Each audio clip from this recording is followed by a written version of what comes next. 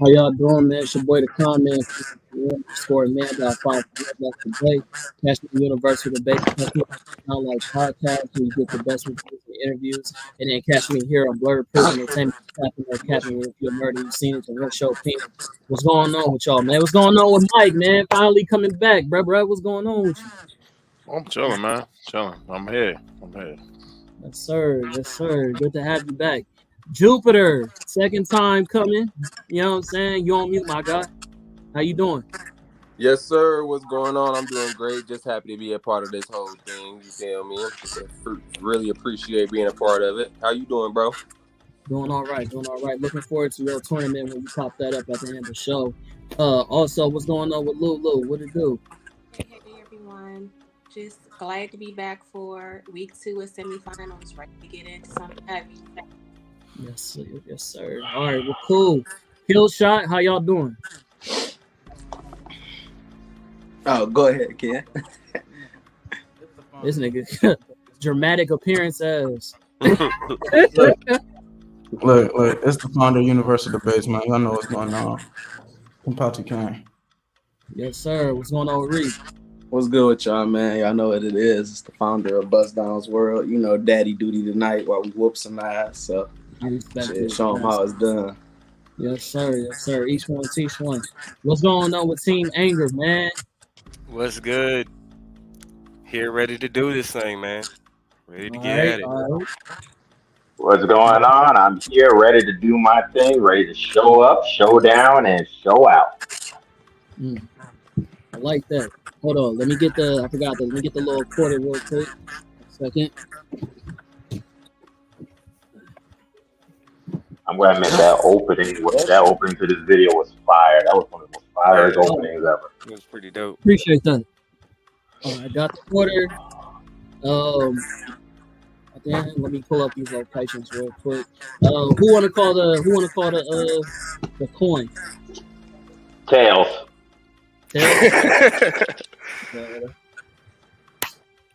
Heads. Damn. How you feeling, Ken? Defer? We can defer. You know how we get done. Yeah, we're gonna let them go first. Y'all wanna go first? Or you wanna let them go first? Let them go first. Let them go first. All right, bet.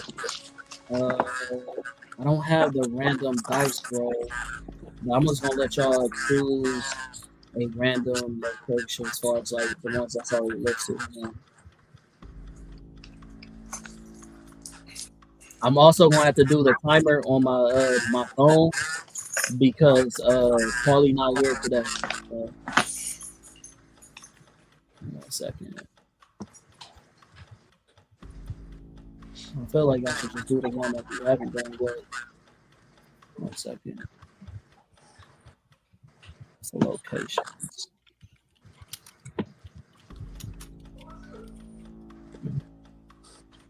Location. Did I pass it? What you trying to fight for?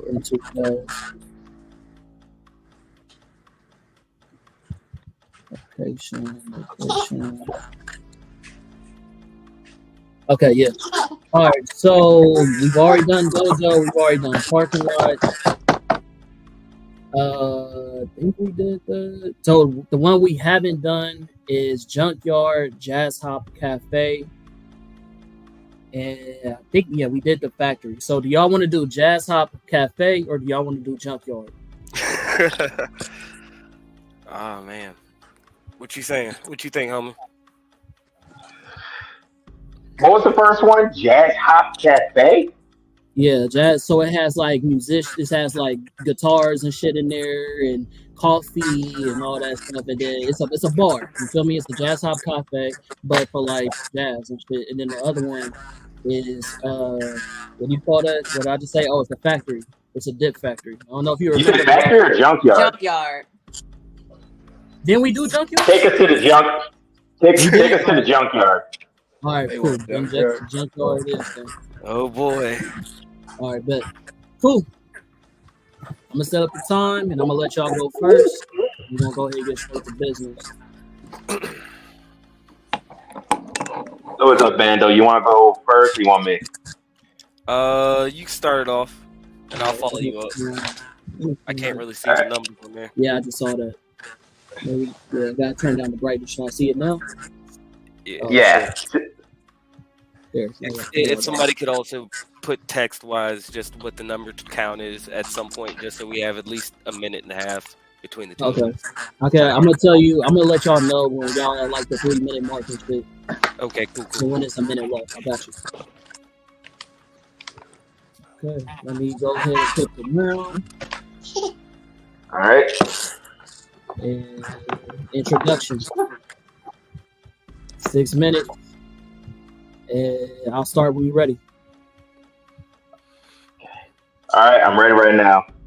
All right, starting the clock. Welcome up, everybody. My name is London. I go by Tevin. I'm representing Team Anger with TJ Combo, a boxer standing at 6'2", weighing at 210 pounds. TJ Combo is the definition of a champion. He's here to take on my opponent, Katana. Straight hands going up against Katana and martial arts. TJ Combo is the definition of a champion. Since the age of 12, his father has taught him how to box, and he has learned ever since then. He started from the bottom, and he worked his way up to heavyweight champion, and he held that title for 20 years. And in his whole life, even though he has had multiple losses, he only considered 2 losses his real losses, and that was just because of him. His first loss happened when he was 12, and he took that into consideration. And when he found out what it felt like to win, because he cheated, he came back up, and he felt he just wanted to have that high life. We've all wanted to have that high life. TJ Combo worked to get to his high life and experience the high life of what he is, which is fame, fortune, money, parties. And that has been TJ Combo's drive to get there. Basically, he wanted to be the Bruce Wayne of his world. And right now, I'm representing my man, TJ Combo, in this battle against my opponent's Katana. Go ahead, Ben. Okay. All right, so for me, I'm rocking out Bando Yohei, the Bloody Tusk. He's a dude standing around 201 centimeters, 104 kilograms. He's an elite medical student turned serial killer. Bando slaughtered Yakuza with his bare hands, using his medical knowledge to brutal effect to kill men who made violence their task. It was how they lived their lives. And he went through a whole group of these guys, just straight murdering them for years. Finally, he ended up getting captured. They tried to execute this man 45 times by hanging. Nothing ever put this guy down. Not only is he just overall tough and hard to kill, he's got the brains to make everything he thinks about possible. He's got a body to kill you, and he's got a mind to kill you. He uses every bit of his knowledge to his advantage. He's more than enough to deal with what we got today. He's gonna either deal with Katana or Scott Pilgrim, and a teenage kid and a little ninja girl ain't got nothing on this medical killer right here. And that's about all I need. All right, that's 3 minutes and 11 seconds. Y'all good? I think we good. Oh, we still got 3 more minutes left? Y'all do, but if you wanna keep going? I mean, it's just an intro. Sure. I don't need to go over feats and stuff. I'm just saying who I am. Okay, the only thing I gotta put in with TJ Combo is that TJ Combo has explored experiences outside of the ring. And when I say outside, anything that you could put outside of the ring, TJ Combo has faced it head on and hands up. He's ready to take on his 2 opponents. And that's all I got to put in for TJ. Okay, bet. All right, that's 2 minutes and 37 seconds. All right, we're going to go ahead and go with Team KILLSHOT. Y'all ready? Just a second. I'm going to start off, Ken, if that's cool. I got all the skins. So Ken Pichi. I just want to make sure he's good, so we you know what I'm saying, we ready to rock. I don't know if he ended up ducking off or something. You good, Ken? No, you great. All right, for sure. Just let us know when we get close to the 3-minute mark, Con. You want me to start it now? Yeah, I'm ready to go now. Pull up scan 7-2, please. All right. Let me know when the time started. I just started. All right. So, unlike my opponents, I don't really plan on like arguing my character. So I'm a critically acclaimed person. He's a normal 24-year-old, just like you and me. He's in a band. He's a dishwasher. He's a ladies' man. It's nothing real special about Scott Pilgrim except for the things he does. In the scan I'm showing right now, he's known as the best fighter in Province. Could you zoom in on what Kim is saying so they can see that? He's known where he's from, and he's known around the world. He's a real threat to people. You know what I mean? The League of Seven Evil X's was not a joke. To put it in Lamex terms, if people who don't know who Batman is, super powerful, super rich billionaire, that is the equivalent of Gideon in Scott Pilgrim's verse. And Scott was able to outsmart Gideon and take down the entire league of evil ex-boyfriends. Again, we're talking about just a normal 24-year-old in a band, works as a dishwasher in his part-time, you know what I mean? Nothing special about the man, but his feet speak for themselves. He's not a doctor. He's not even a champion. But what he is a go-getter. Extremely durable, extremely strong, extremely fast, incredible willpower, some of the strongest in the verse. I'm not going to use certain feats because it was out of tier. I'm sorry. It just popped into my head. But yeah, the things Scott can do, they're insane. Him as a person, he's kind of an asshole. He doesn't sit around and pretend to be this nice and loving guy for people to like. He actually likes to deal with his opponents pretty quickly, and he's got the strength to do so. So I plan on showing that to you guys today. I plan on just breaking him down a little more for you and allowing you to see what he really is. But I'm going to let my man get into Katana so y'all can get a little taste of both of us. Yeah, pull me up. I'm up. All right, so first and foremost, we talking about Katana. You know, the little ninja girl that I was talking about. Well, she was recruited by Rick Flag. Rick Flag, a top agent and special forces specialist, top of his class and generation, had her recruited as his personal bodyguard because she was, number one, trained by one of the world's deadliest assassins, and she now herself holds that title. So it's like, I don't know if she's just a little ninja girl when we're talking about the most deadliest assassin in the world. She's also a founding member of Birds of Prey, founded by Black Canary. You know, she up in here. She's known for actually having great teamwork, and she was recruited due to her being lethal and disciplined in the battle. So we're talking about a battle master, somebody who is reputed against people, against names like Batman by somebody like the Help, for being an incredible swordswoman. The only person to really actually land hits and beat him. And this is him training with somebody who has 8 gold medals. So it's like, I want y'all to keep that in mind. She's known as an expert Olympic level martial artist, and she's most definitely a little bit more than qualified for this battle. You know, our opponents is, you know, top ranking martial artists, some of the best in the world, but we're talking about high ranking titles here. We're talking about an expert Olympic level martial artist, ranking above people with 8 gold medals in compared combat, ranking above Batman in compared name. So this is somebody who really is like truly a big deal. She done trained Black Lightning, trained members of the Outsiders when she was recruited by Batman herself. She was recruited for the purposes of being a combat master, combat specialist, and she ended up helping train some of the members of the Outsiders, not just Black Lightning, but Halo, Geo-Force, and hand-to-hand combat. She's even went along to train different incarnations of Batman. She's beaten different special people. Like, it's really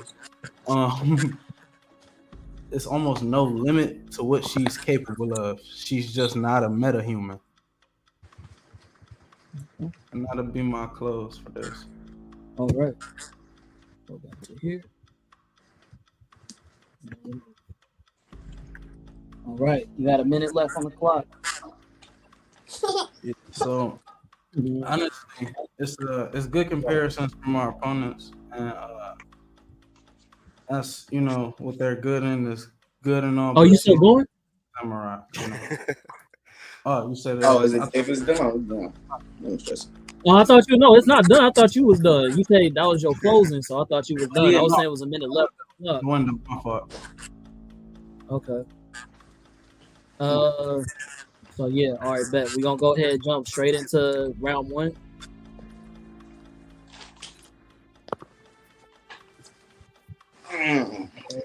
We're starting off with Team Anger. Oh, wrong one. Team Anger. So whenever y'all ready, let me know. Right, you want to start us off, Bando? Sure, I'll start us off. Okay. 1 second. Hold on. Let me pull up your share screen when you're ready.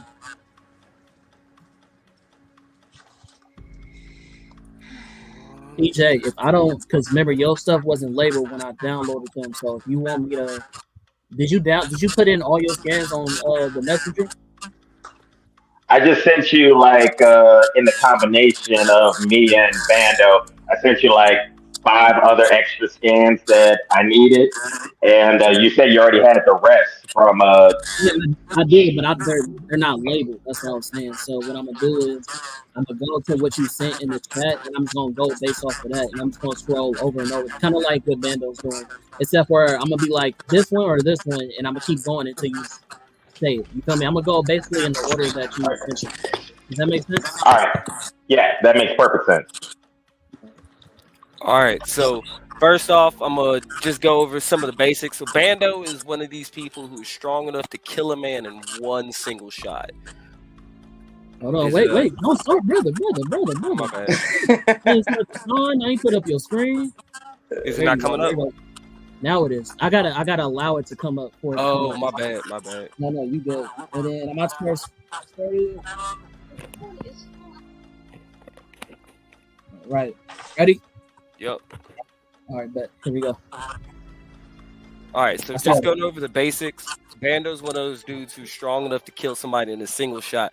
We've got a martial artist or a killer here charging him face first. And just without anybody being able to see what's going on, homie just dies in one blow. Head splat. He doesn't chance around with these shots that like, oh, I'm gonna hit you in your sternum, I'm gonna break your leg. When it comes to killing, he just straight murders you. So your durability is all fine and dandy when he's splatting your head against the ground. And as far as being able to splat people's heads, he's got enough general force from his strikes to be able to shatter things like concrete and stuff like that. Let me find my scan for that. Oh no. What? Oh no. Where's your scan go? Did you pull it down? Where your scans at, bro? It should be up. It's not. Oh, there it is. Sorry about I'm that. still here. Oh, yeah. There you go. Hold up. Yeah. Okay. So here, not only are his strikes fast enough to literally not be seen, you've got the little blurs and stuff here to show the corresponding areas that his attacks is in a massive area, but also that is concrete being blown up just by the sheer impact of his strikes. And so I've already talked about he goes to places that he knows are going to fuck you up, such as your head. You got a man who blows up concrete with his hands swinging for your head in a multitude of different ways. Plus, what this shows here is his ability to pick up multiple attack vectors. So he can attack you from a distance at a multiple different angles, and it's faster than the human eye can see. The person he's actually fighting right here is a martial artist known for their speed and known for their predictive capabilities. Matter of fact, I have a feat here that is him actually catching this individual off guard. And the only reason they were able to dodge or survive the attack was because somebody told them that attack was coming. Sorry, I gotta find it.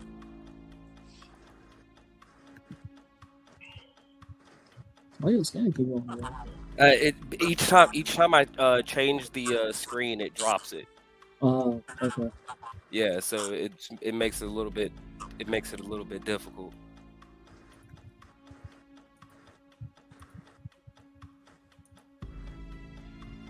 I'm ready. Let me know when you're ready. Yep, it should be There up it here. is. Yep. So here's further on showing the explosions, showing the range, and showing that his arms are literally vanishing, not blurring, but vanishing. He is not being seen. He is actively like faster than the person's sight is able to actually keep up with. And this is for trained martial artists and combatants, not just regular people watching it. And like Scott Pilgrim said, he's a regular dude, average guy. Average people aren't living to something like this. Average man is like the guy who got his head split at the very beginning of the match. And so I don't eat up too much more time, since I'm having a hard time pulling up my scans, I'll shoot it over to my boy. Alrighty. All right, you got my scans. Yes, sir. I'm ready when you are. Want to play the first All one? right. First one should be like a 30-second video. It's 1 minute and 19 seconds. Yeah, you can play that one. This is TJ Combo doing his famous 189 hit combo. Now, as you can see, this dude did an after image, so that's how fast TJ is actually moving to where he can actually create after images. And you see, he doesn't even give his opponent time to make a move or make a hit. He actually can grab, hit, go from knee, uppercut, throw his opponent so high to where they vanish out of the screen. And the moment they come down, he goes back into finish up his move. Right now, we're on an 88 hit combo and still going, still going. TJ doesn't give nobody a chance. That power up is activating his berserker mode, which is like, it's like in a high adrenaline rush, more power, more strikes, more speed. And TJ's not even giving his opponent time to move. We're already at 170 hit combo. Still going, hitting his opponent, making them lose blood and coming off the screen. And there we go. That was his ultra move, a 189 hit combo. And you see, we're talking about Katana and Scott Pilgrim. Where a regular dude and a ninja woman, there is no way they have time in. This right here is TJ thinking on the fly. As you can see, this is a skeleton warrior, an undead flaming warrior coming towards TJ. And TJ is thinking on the fly. He's like, wait a minute, a flying jump? Oh, I know this move. I can actually hit that with a count, with a breaker. Go over to the next scan. Should be a picture that follows directly after this same picture. That's TJ actually going in for a combo breaker. And you can see he doesn't even use his hands, he uses his knees. But this is a fighter that just doesn't do boxing. He fights with his feet. And that's his flying knee, which is a combo breaker. Any combo you throw at this man, he can break it. That's his berserker form. Yep. You can see his normal fighting and his berserker fighting. The difference in speed and power behind them. Normal has like explosion punches. Berserker is the same way, but faster and more powerful, and takes out more of your life. So Berserker, you could probably skip this scan. That one has something to do with armor and power. You can skip that one. Skip that one. Oh no, wait, yeah, stay on this. Go back to that one. Oh shit, hold on. It was sideways for me, so it's kind of hard to see.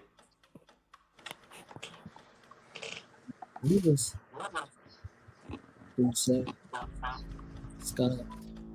Oh, okay, yeah. Hold on real quick. I don't know if I got full rest. Let me see. What did it stop at? Well, I know what it says. You want me to just say it? Pause it. No, I just I pull. I mean, you can, but let me pull it up first. Did you? Damn, this shit loading. Which one was it, bro? It was the one with the Amazon girl on it, Maya. Tall, dark skinned woman. Is that the one? I thought you said skip though. It says Yeah, Maya. but Yeah, that was but that one has a power feed in it. I'm gonna use anyway. it. That's the only one I got from you, bro. Yeah. That one is Maya. That is an Amazonian queen in TJ Combo's world. So if you want to talk about technicalities, TJ has trained with this woman and fought against this woman. Now that is the Amazonian queen. So in retrospect, she could literally be considered comparable to Wonder Woman in the DC world, which means TJ can actually train with an Amazon princess. Well, actually, Amazon queen, because Maya is the queen of the Amazons in her world. And TJ has trained with this woman, an Amazonian queen from Killer Instincts, I believe, says South America. Amazonian queen who hails from South America rainforest and Killer Instincts. She is the last remaining member of secretive cabal of monster hunters known as the Night Guard. Yep. She's an Amazon queen. TJ has trained with this woman and defeated her. All right. And that's all I have. That's all I have for TJ. Cool beans. All right, let's go with team Team KILLSHOT. Y'all ready? Yeah, I'm gonna start us off again. Could you pull up scan 12? All right, 1 second. Let me know when the time is ready. Yeah, as soon as I pull up scan 12, I'm gonna play. For inference judges, could y'all pay attention to every detail in the video? It's gonna be a lot that I'm bringing up while I'm explaining the scan. Is the time gone? Yeah, it's gone. You good? Oh, all right. In this scan right here, you'll see Scott's unique ability to adapt moves that he's seen before one time. He was able to take Street Fighter moves from the game and adapt them into real life. Able to use Hadokens and the Tadapatsi spin. Now, I'm not using Hadoken parts. This is just to show Scott's ability to learn and adapt. Go down to scan 14 for me, please. Scott is a master swordsman, okay? This right here should show, this one right here should show you, this is Scott breaking through steel and rebar walls right here. So yes, I said he was an ordinary person, but he can casually one-tap steel and rebar walls. It's the scan above this one, Con. It's a video of him with a sword. And for inference, that's Todd. Todd is fast enough to move to the moon in 5 seconds from the planet Earth. That speed is light speed. So Scott could react to a casual light speed speedster. This is Scott's sword skill. Now, this isn't even Scott serious. This is Scott fighting for a girl. And he was fast enough to take on multiple opponents and beat them with his skill alone. After this scan, can you play the one you asked for before with the Hadouken? Pull up scan 8, please. In this scan, Scott survived a fall from space, so from atmosphere. To inference this, we have not even built spaceships that can truly survive falls from re-entry in the atmosphere. While fighting Todd, he was able to survive a fall from space. Your characters cannot create enough power to damage him. Can we pull up scan 5? Scott was able to steal and recreate a Ninja Gaiden move, a speed blitz on opponents to where they can't even see his strike or his sword, and they're left slashed in half. Scan 5, please, if you get a chance. That's scan 5. Well, not this one. No, it's the one above this. This is scan 6. Scan 6, that's just a video showing combos. If you were able to watch that video, Scott was able to get all the way up to 130 easy. This is him doing the Ninja Gaiden slash right here. Again, another example of him mimicking moves from a video game that he's seen. Was able to speed blitz Roxy, who was fast enough to keep up with trains and cut them in half casually in one strike. Scott was able to dispatch of her easily. Can we pull up scan 1? This is Scott fighting Sirius. Notice the difference in the speed blitz of these opponents. Let me know when the scan comes up. Not this scan. Scan 1 is a video. This is Scott beating robots with his bare hands right here. Well, I'm going to just end after this scan. You can give it to Ken. This is Scott right here taking down robots with his bare hands. Now, notice when Scott is fighting Sirius and for himself, the difference in the fighting pattern. Watch how fast he is and how he speed blitzes these opponents. One strike before they can even react to multiple opponents. Then he turns around and does that to Gideon. Again, Gideon is the equivalent of Batman in Scott Pilgrim's universe. And was also able to one-tap him very quickly. Go ahead, Ken. Screen is up. You got 2 minutes and 30 seconds. But all right, so first off, they made a comparison about fighting Amazons. This is Katana actually fighting Wonder Woman. Now, most people know her, what she do with her sword, but when she get disarmed, look how she handle her. Slam her down through concrete. That's how she handled the real Amazonian goddess. Not no example, the real thing. So, we can get back into just the other stats, man. We talking about hand in hand, her beating vampires, hand in hand, like real deal, punching on them, snapping their necks, just can't kill them because they're immortal. She ain't got no sword here, as you see. This is pure hands. Multiple vamps all around her. Then you talking about she done pushed Black Lightning into his lightning form before, easily dispatching him constantly. Even in his full power, even using his lightning to enhance himself. Her durability is ferocious. She's literally been blown up. This is a boat explosion. You see, bro, like fire in the hole. He blew up a whole boat. She ended up on her back, lost her sword, came back and fought for her sword. You see, she still got the same injuries. Like same place, everything. She came back, threw all hands, whooped him. Katana is a master of multiple styles. She's extremely agile. She's fast as hell. She can block bullets. As y'all see here, she's using her terrain, her surroundings.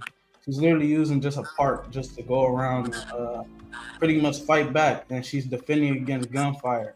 She's moving too fast for the bullets to even keep up. They're missing her. So you want to talk about being faster than an eye can see? Let's talk about being faster than a bullet. This is Geoforce, a meta-human who's literally tried to put paws on Superman before. I've talked about this numerous times. 30 seconds. And she pretty much dropped Shakedown, who had him. She just hit him with a neck chop. Like, she survived the vacuum of space. Once again, she's done all types of shit. Her cutting power is incredible, allowing her to cut through doors. She speed blitz monsters entirely. Look at this, the size of this tank. Her opponent cuts it open, and she ends up fighting them. And you want to talk about speed and a lot of strikes?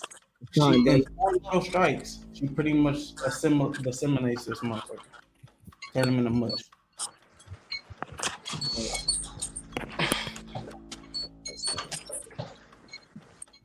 Oh, shit, moving slow. All right.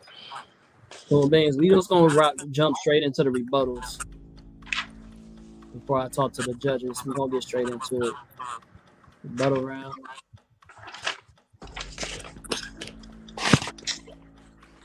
Three minutes. All right. Now the team under.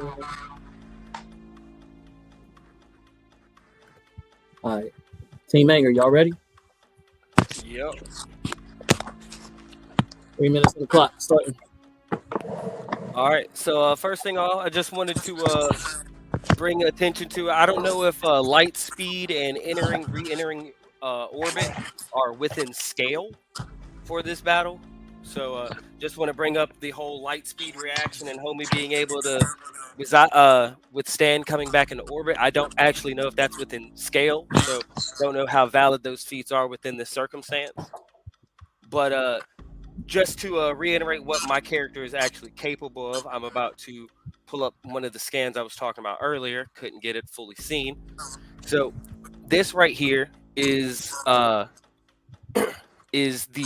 display of his, not only his combat range and his ability to take initiative, but it is also his ability to actually change the direction of his attacks. This is a man who is a high-speed combatant with the ability to predict where attacks are coming from, being caught within, like, straight on his head, and ending up trying to evade the technique and still being hit, because not only is Bando smart enough to be able to predict his movements, but fast enough to be able to respond to just the subtle movements of a person's muscles, because he is that aware of the opponent's physiology. He knows the human body.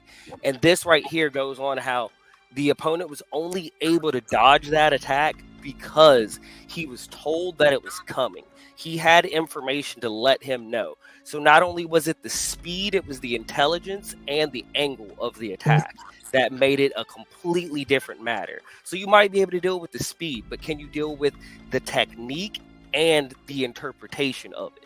The fact that it can come from any angle, and if he sees that you're reacting to it, he has the ability to change it on the fly. And then further articulation of that as well. And I'll give it up to my homie right now. All right. From the scans that I saw of my opponent, Katana, she has trained Black Lightning. She has trained fought against Wonder Woman, but I can't see that. 37 seconds. Okay. But, I just want to let you know. okay, but my character has actually defeated opponents like Fulgore, which is a cybernetic robot that was made to be stronger than TJ. TJ has defeated that. From the scans that I saw of my opponent, just slamming Wonder Woman into the ground, into concrete, that doesn't mean that you defeated her. You just probably tripped her up. So my character, when he came in contact with somebody, he actually defeated them. Not trained them, not just combat them. He actually defeated them. But what I see with my opponent from Katana, she hasn't defeated none of them. There you go. All right. That was a good rebuttal. All right. Team KILLSHOT, y'all want me to start off with something? Yeah, can you pull up scan 12 for me? It should be a video of Scott fighting a giant robot. I'm gonna pull up his stuff real quick just so he can have it up. And then let me know. I'm gonna run back. I gotta get my glasses. You said number 12? Yeah, it should be a video Okay, of him fighting as soon as I a started, as soon as I started, I'm gonna press the time. Ready? All right. So for context, my opponents could not take something like this on. Scott is beating this city-destroying robot barehanded 1v1.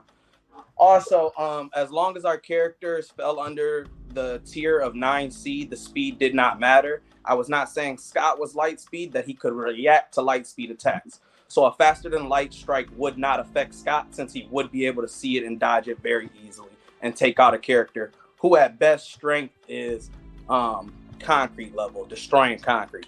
When I showed you I could casually bust through steel and rebar walls. Could you pull up scan 7 again? Scan 7 should be Scott uppercutting Matthew Patel. Got it. Now here in this scan, what happened was Scott countered Matthew and proceeded to follow up with an air juggle. Again, where Scott is from, he's known as the greatest fighter in province. But in air juggle, he was able to follow this up with 64 hit combo. So if TJ combo was to get close and try and use a breaker, all Scott would have to do is combo breaker him, counter punch him, and then go into a combo himself. Scott is easily able to reach combos well over 180 and 200. Could you pull up scan 11 again? But this is something casual for Scott. You heard what he said. It's an ultimate breaker combo for TJ combo. Scott does this on the day-to-day basis, busting combos on people. Is this the one or is it a different one? No, it's the one. It's one above this. Not the Nega Scott one, but the normal Scott one. After this one, Ken, you can go. Which one? This one right here. But look at the combo. This is something he can casually do to multiple opponents. He's also very team-oriented, capable of using team attacks. Watch, there he just threw Scott, used the Tatapoxy move again. And look, the Volcano Rush attack that TJ Combo talked about. Scott's got that too. So he could punch the ground and send people flying. He's more than strong enough. Look, again, team combos. Is a team player and will mix Katana in to his madness. Okay, so go ahead, Ken. But look, combo again. 40 seconds. Okay, so first off, man, I want to say, like, this is her using a normal side blade to cut through nuclear enhanced golf balls, bro. So like her reaction speed ain't just incredible. Her swinging speed with non-magical items are incredible too. Yo, characters can fight one-on-one with normal people. That's cool.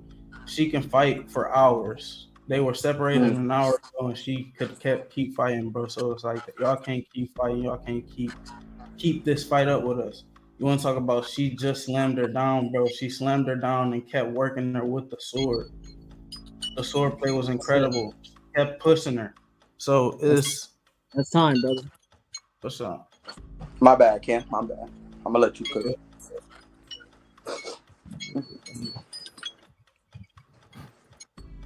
My fault. Do that. My fault, y'all. It's a lot of stuff I gotta control by myself. Nah, you good. All right, judges. Do y'all feel like y'all got a good introduction in first round from these people? Anything y'all want to say before we move into the second round? Yeah, I feel like it was a really good introduction for both contestants. Actually, I think the introduction was actually really good. The rebuttal round was it was pretty decent. I just need a little bit more, so I'm looking forward for this next round for both teams for real. Okay, Mike. Yeah, so I like what everybody had to say as far as their characters. I want to hear more about what you guys feel like Scott and Katana can do to Bando's character, because y'all haven't talked about him at all. Y'all talk about combo all the time, and I haven't heard anything as far as who can match up to Bando's. Wasn't it Yohei? Yeah, Bando Yohei, the bloody tusk. Yeah. No one said anything about him, so it almost made me feel like, okay, is there a fear of this person, of this character? Mm-hmm. Because all I hear is combo and what y'all can do to combo. I haven't heard nothing to Bando at all. Okay, Lulu. This is my first week hearing from KILLSHOT, so even though I know the characters, it's just interesting hearing their point of view on it. The intro because I was here for Anger, I'm familiar with their characters now. So the intros were okay. The rebuttal round was decent for one team. My thing is it's kind of mundane in the sense of if we're in week 2 of semifinals, individually, I would love for you guys to pretend like you really want to win this in the sense of winning this is like oxygen and you have asthma. Fight for that shit. Let's go. That's what I Respectful. All right. Y'all heard what she said. All right, so we're gonna go ahead and go into this next one. I think we should start off with KILLSHOT Hey, this after time. the next one, is it the judges round? No, because then they got strategy. So. Defense and armor, strategy, and then judges. Okay. All right. So I guess we're gonna start with KILLSHOT. I got the time. Who stuff should I pull up first? Yeah, go ahead, take Ken first. All right, Ken, you ready? Because I'm about to put your screen up. Yeah. So, defense was brung up, right? Defense and weapons. Defense and weapons. Yeah. So it's a lot of stuff she can do as far as using a weapon. Go ahead. There's a lot of shit she can do regarding using a weapon. In this battle, I'm gonna be bringing in the Oxtail Saber, which is the twin sword that Zuko had on Avatar, something similar to that. I just want to say this woman is skilled enough to put her sword down and fight with whatever sword style her opponent wants. This regards the rapier sword style. So as far as weapons, she's capable of pretty much going toe-to-toe with somebody else, a master of their own style, and pretty much making them, making them stalemate. she's also been able to pick up an axe and just use it and still have the same hitting power, the hitting power that translates to her being able to destroy trees. Um, as far as defense, she is her own defense. You know, she doesn't really do anything besides using her casual clothing and shit like that. And when I say casual clothing, I mean she uses her earrings and things of that nature to really get down. She'll use her surroundings. And when I say her surroundings, she'll do something like this, which is simple. She can throw projectiles with a deadly accuracy. She goes in here, she just picks up some paintbrushes and she starts throwing them like they weapons. Literally plants her opponents to the ground, even though they barely have any real clothing wear that's, covering.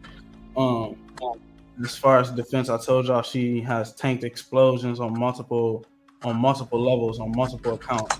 She's also been able to use projectiles in a very, how you can say, creative way, using her surroundings and stuff like that. But I'm gonna get more into that in the other rounds. But the point is you can pretty much take me down now. But the point is she is capable of taking explosions, and she's also pretty much her own defense when it comes down to using her environment and things of that nature. Actually, can you put me back one more time? Oh shit! But what's the time at, Con? You are 3 minutes and 36 seconds. All right, I'm gonna get out. Her trajectory mastery allows her to pretty much dodge bullets. So this is her greatest defense, her mastery of trajectory. Being able to master the trajectory of anything that's coming. You see she dodged the bullets, and she's doing all of this with her eyes closed. And it's like, bruh, she's going crazy. She throws the knife down the barrel of the gun. But I'm gonna let my teammate go. Pull up scan 6 for me. It should be a picture of Scott. Scott, again, I just gave y'all a defense feat for Scott. He was able to survive falling from space. This here is Scott surviving the implosion of a building. Zoom in on the last scan. Unharmed, Okay. a literal building came down on top of Scott from the full force of Todd's vegan powers. Again, if I didn't explain, Todd, he's casually able to punch a hole in the moon. Pull up scan 18 or 19, and this is somebody who Scott can casually trade hands with. In 5 seconds, he was able to fly to the moon and punch a hole in it and cause tidal waves and explosions on an unsaid number and unprecedented. Could you pull up scan 20 right after that? I apologize. Wrong scan. But this scan actually explains Scott's opponents. These two people are able to casually cut through iron right here. And Scott was able to face both of them and take strike from them. Could you pull up scan 15 for the proof of the iron cutting? Not this one. It should be Mr. Chow cutting through the train. I'm sorry, that was... Again, whereas defense goes, Scott can take on multiple sets of opponents, 20 plus people at once, and be unfazed. You said scan 15? Scan 9. Scan 9 is fine. Okay. Scott has a perfect defense, able to casually counter. Look at the nice combos he mixes in, but watch this. Watch this easy counter on 2 people. So both Bando and TJ Combo could get affected by this counter in one go. This is a part of his defense. He has a perfect shell. He practices the Philly shell technique. If you don't know what that is, it's something Floyd Mayweather invented. So pull up scan 2 for me. It should be Scott fighting the robots. Scott's durability is insane. He is casually tanking hits from robots and beating robots with his bare hands. As you can see, he's strong enough to cut through a steel robot with a wooden guitar. Most bass guitars are made out of tone wood. Tone wood is not a very strong wood. It is hollow and used for guitars to make the noise. Could you pull up scan 4? Not this scan, one above that one. It should be a video. I know how you got the order. That's how I can tell. It's one above that scan. So it's not supposed to be scan 3, but right here is Scott, so that was Scott's weaponry, his ability to use anything. The weapon I chose for this match is the Cloudbuster. If you don't know what the Cloudbuster is, it's a large greatsword used for cutting clean through opponents and opponents' weapons. As far as I know, my opponents don't really have weapons, so that leaves them at a great disadvantage for the Cloudbuster and what the Cloudbuster can do to just normal people. Again, defense-wise. Oh, that's time. That was time.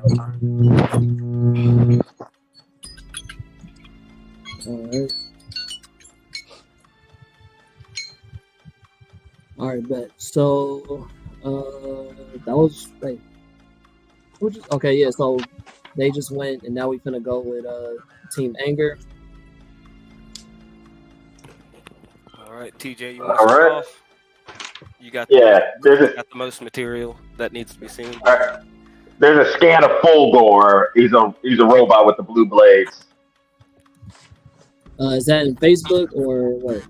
That's in Facebook. Everything I sent to you is in Facebook. Let's see.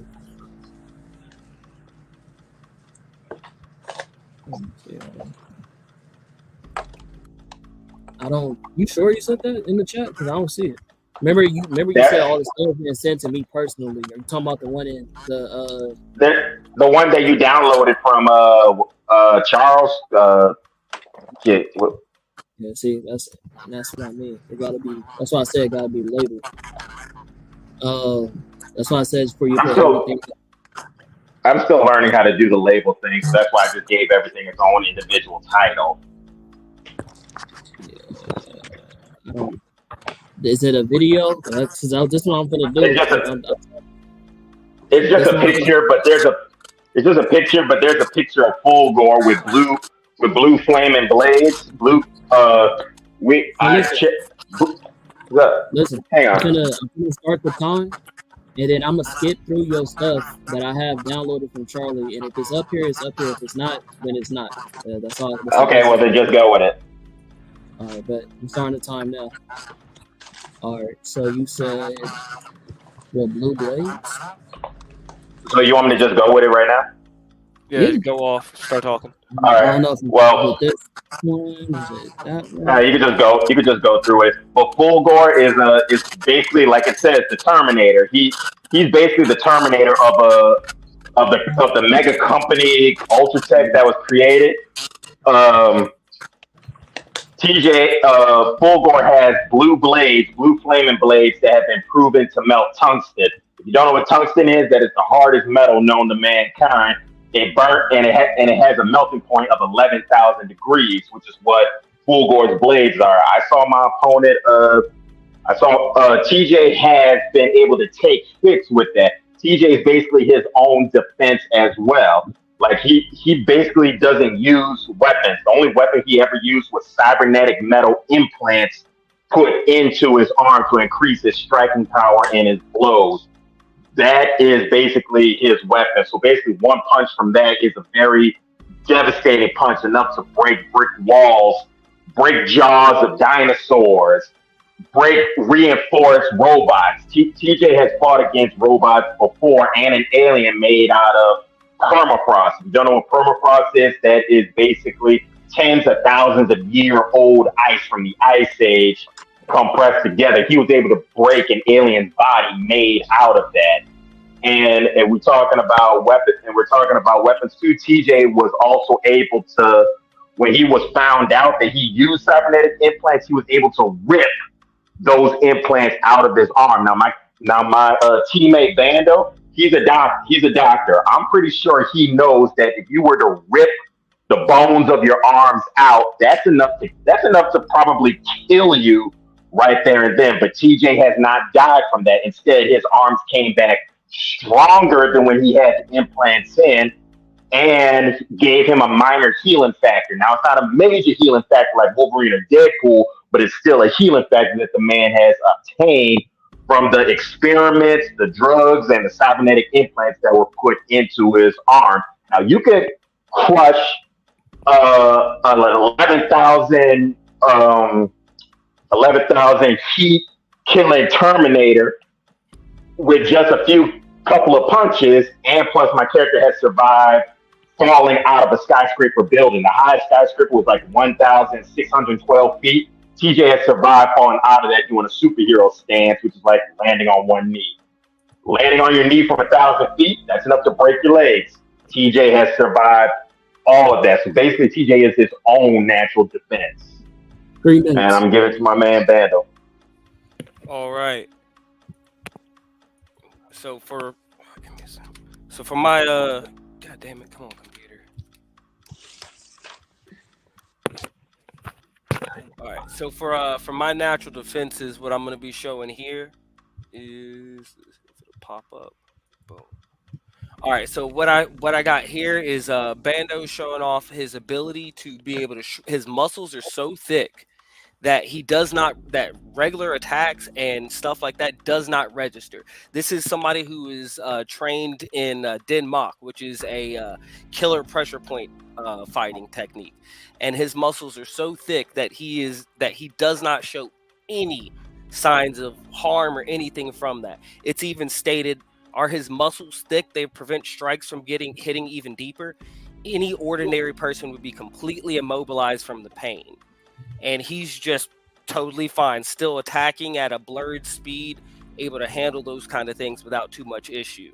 Next thing will be showing off his crazy ability to be able to contort. You gotta put your thing back up, bro. I'm pulling it up now. The next thing is him being able to show his ability to contort and twist his body in ways to also damage his opponent. What I'm seeing is my opponents are swinging and doing all kinds of stuff like that. He can move the joints of his body, let it be his neck, his elbows, his wrist, any of those joints, even the ones in his spine, to be able to cause damage to his opponents. Here, it's showing him breaking his opponent's fingers just by hinging his neck. And he can do that at any point of his body. His opponents don't know that. Any opportunity that they take to hit him can be used to hurt them. They might have all these kind of abilities, but they're still human. They still have a human physiology, which him as a doctor, he is aware of it, he knows how it works, and he knows how to hurt you with it. 1 minute. All right. Next thing I'm gonna be showing is his is another facet of his flexibility. And this is his ability to not only move his body externally, but internally. My bad, that's the wrong. No, I got you. Damn it. What just happened? That was the wrong scan. Oh. There we go. All right. So this shows his ability to move externally and internally. So either one of them goes for an attack with the stab or a slash with the weapon, he can move his spine out of the way so that he doesn't take that so that damage doesn't really stick like they think it would, and he can get a killer blow. Or like with the next scan I'm about to show, he's able to 5 seconds. Yep. He's able to move his head out of the way of the attack. Right there. He can move his head and do like things like that to keep from being decapitated and such. That's the last thing I got. This time.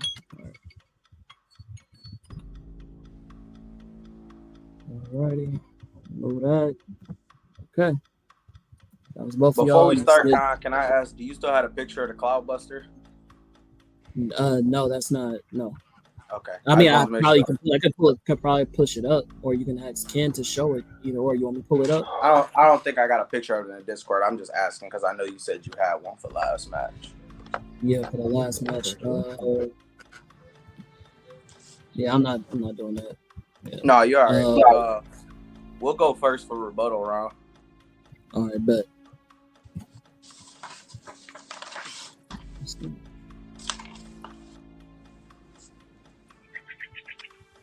All right, 3 minutes.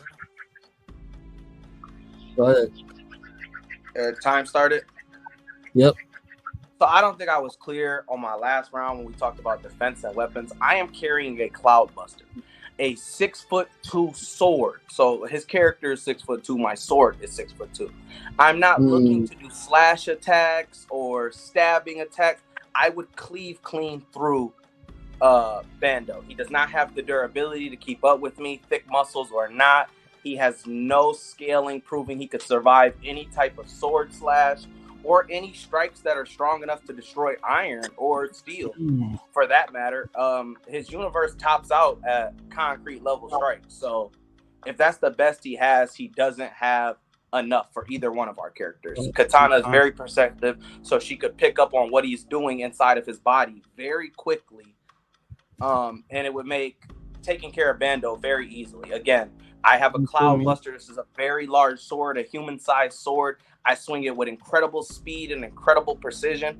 I'm a master in the long sword. It would not be a problem to take down Bando with this weapon while he's unarmed. Wait, hold on. Can you put me up, comment? And then, go ahead, Ken.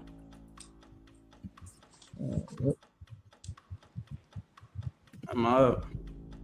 Yeah, you up. Now, he was talking about how Bando is faster than the eye can see, but as we see, if you're fast enough, you can actually get past his attacks. You can dodge his attacks if you're fast enough. They're not really that much of a problem. This is somebody who went on to beat him. You know what I'm saying? So, like, when we're talking about beating him, we're talking about timed his attacks, did everything he needed, and pretty much dismantled him. She herself is and you see how bro breaking his bones, everything like that. She herself is a master of Aikido. Not only that, she's fast. She's fast enough to blitz major force in a situation with supers. This is Power Girl, Superman. You know, this is a real JLA situation. You see her blitzing characters like that. How are you going to stop her when she's so fast? She can literally time bullets. As Black Canary says, she's never afraid Katana to get shot. She's too quick for that. So Katana is confident. How are your attacks ever gonna get through? She's a Olympic level martial artist in all martial arts, bro. I've already shown it. So she's literally got pressure point strikes, all that shit too. So it's like, bro, while she's evading your attack, she's figuring you out, she's you. He's taking hits from an OMAC, something that can literally trade hits with JLA characters. Literally took the hit, got back to fighting. We talking about somebody who throws any type of object, an earring, you know, a hair stick with proficiency. Y'all not even getting close. How are y'all going to get close? We have all the speed, all the distance, all the close range, long range. It's done for y'all. Cool beans. All right, judges. Lulu, you want to start off by giving them a little something before we jump into strategy, or y'all just want to jump? Well, no, they still got a rebuttal. Yeah, I was about to say, don't we get a rebuttal?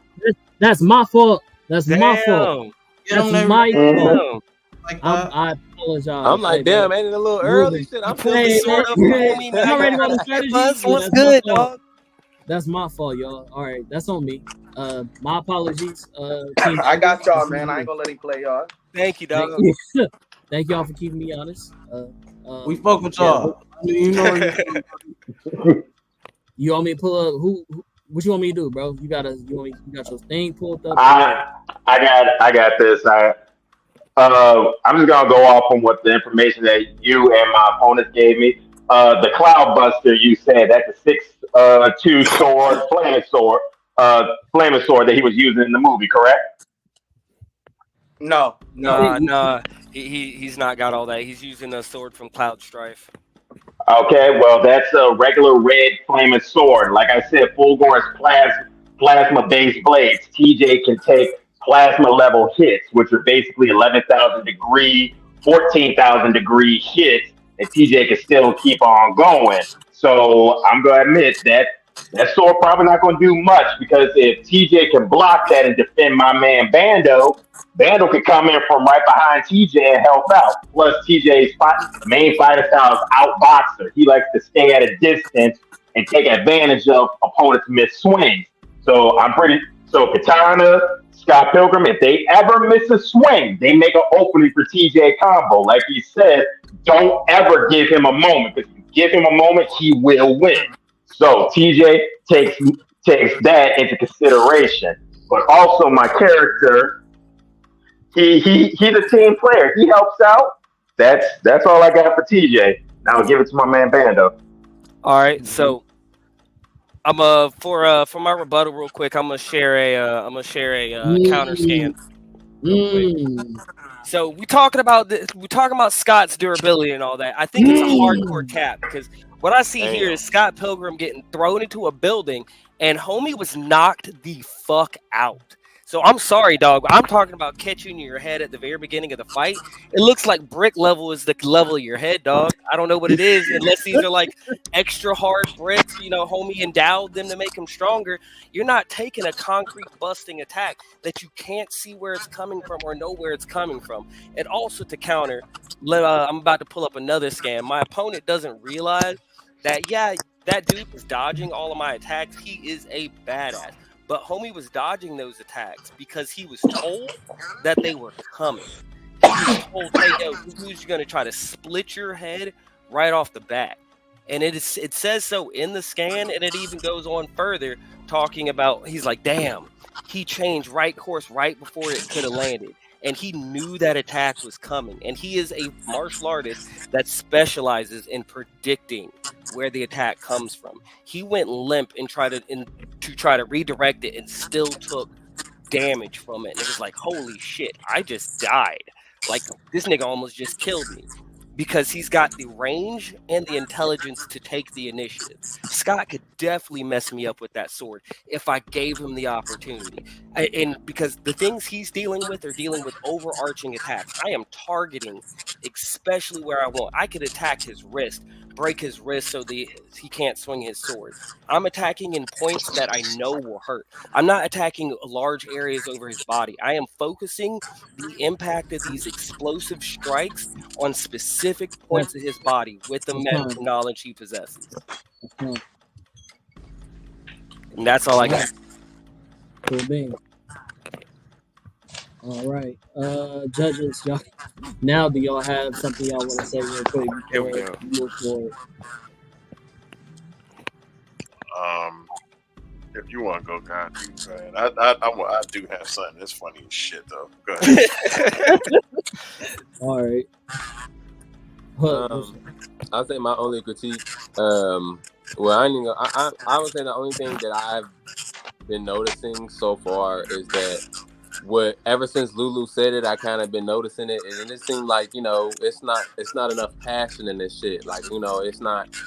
I do respect y'all respecting each other. I really fuck with that, but like, I want to see a little bit more passion from both sides. Well, actually, as a matter of fact, more from the KILLSHOT side, because, you know, I know y'all chill, whatever case. I want to see a little bit more like, you feel me? I want just a little bit more, like, regardless of which, you know, it's not really like a critique or anything like that. It's just something that I personally want to see just a little bit more, like, little from y'all, because, you know, everybody look like they want to win, but I want to hear it. Like, so ever since Lulu said it, I definitely have been noticing it, and I've been paying attention to that too. So, but great points on both sides in general. I don't really have no critiques on that. I really do think y'all really did amazing that round. So that's just me personally. But yeah, just want a little bit more Lulu?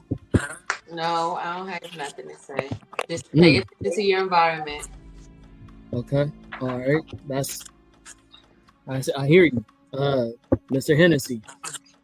All right, so I need you to do two things for me. Pull up the scans of Bando losing. Oh, that's on that's on Ken. Oh, Ken, you gotta all say right. You ain't gotta worry about it. I know what it was. Okay. So somebody used it as a defense against him. Yeah, the one with Bando getting beat up by a cloud homie. Yeah, so he got beat up, obviously, and that's a. I look at it like when I first seen it, I was like, ooh, that's a kill shot right there, as you call it. That's a kill shot. That's a kill shot. I was very impressed with that. But then when he showed the Scott Pilgrim taking the L, I had to think to myself, and I'm gonna tell you why it was funny to me. Because I'm debating and say, okay, Scott beat this guy all the time, and then this guy comes around and beat his ass. This guy, it was evenly matched, obviously, with the other guy, and he looked like they were just dealing with so much pain to each other. It was just kind of like a last, who gonna get that last end? I think the thing that kind of y'all even to me. I'm not picking no winners and nothing like that because I know we got a minute for that, but I'm gonna say this real quick. Good job.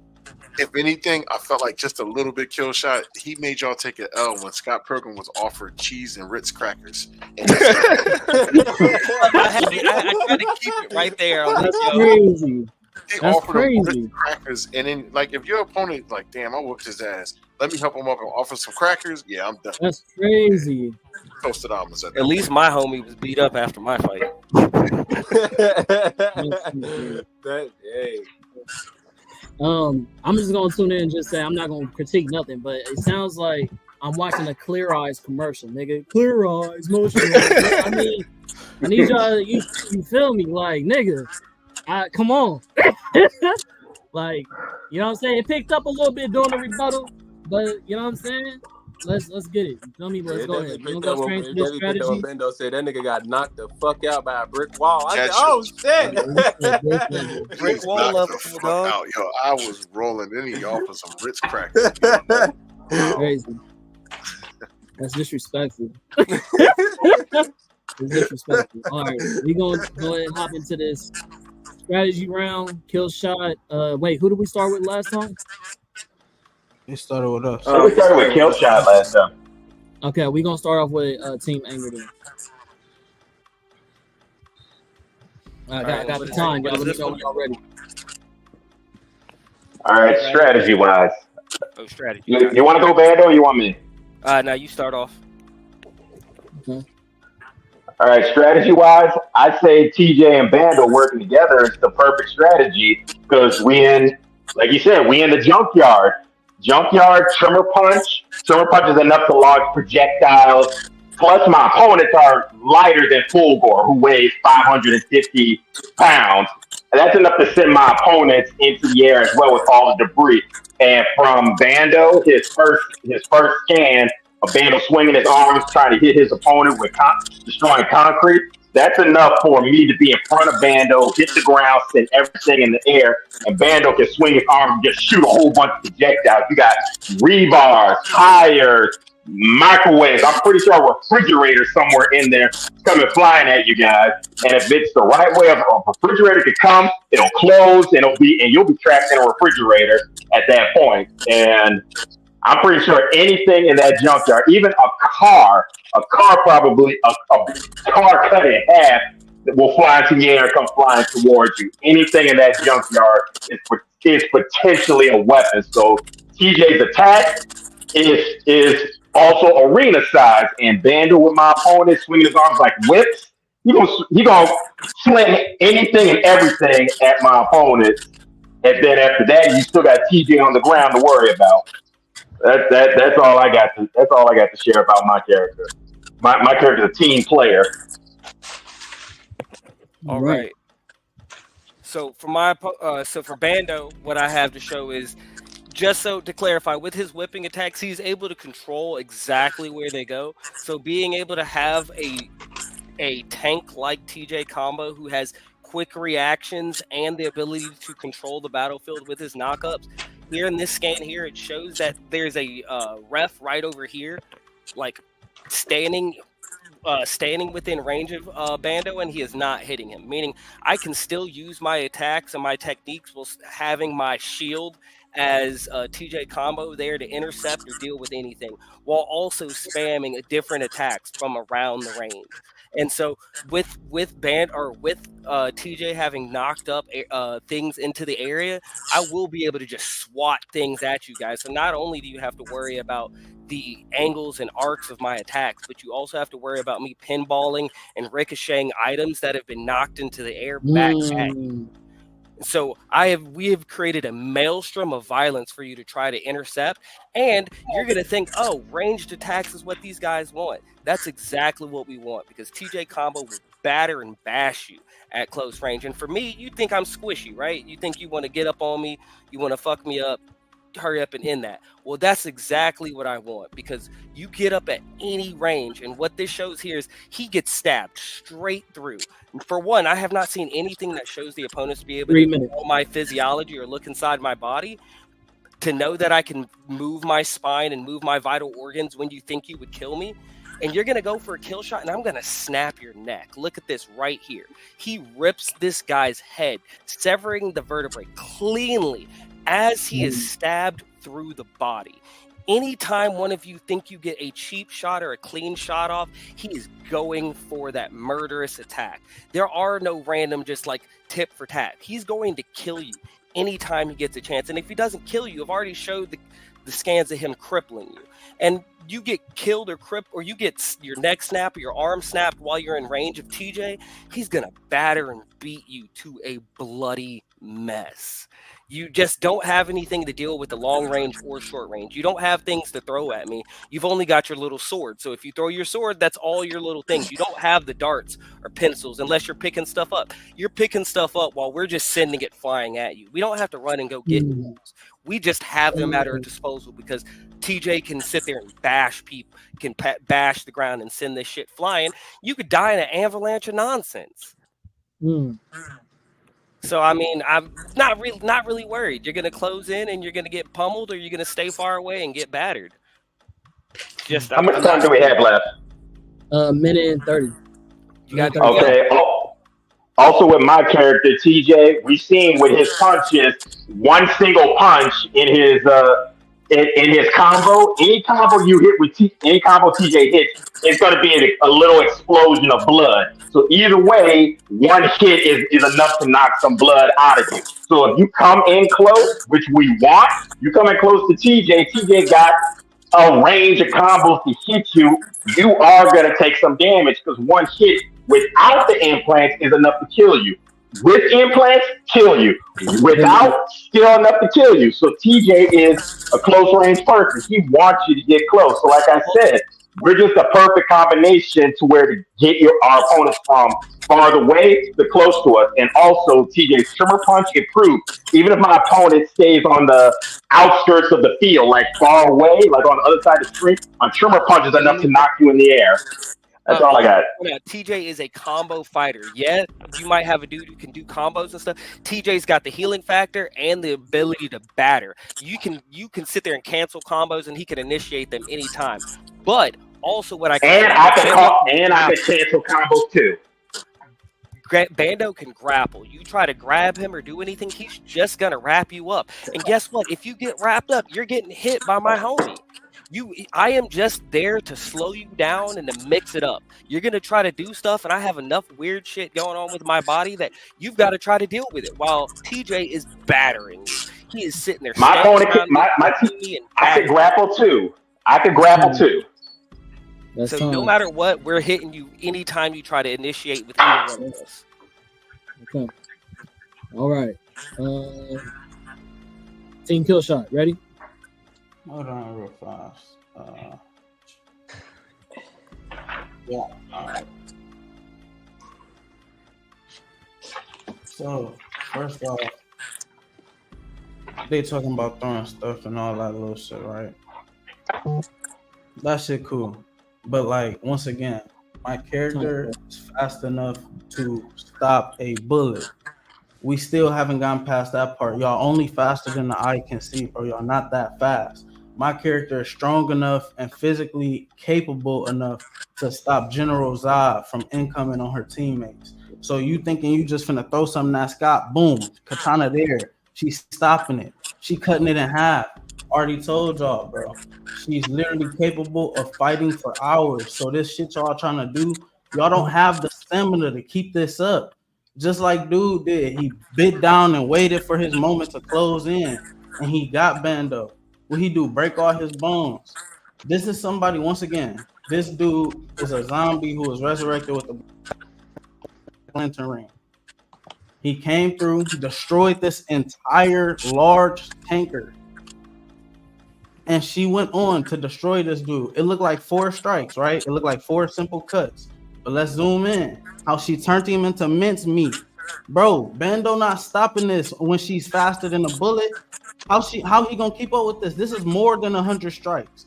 This is enough to hit him and TJ and mince them up. Okay, he done stopped some little stuff like what? Some cybernetics?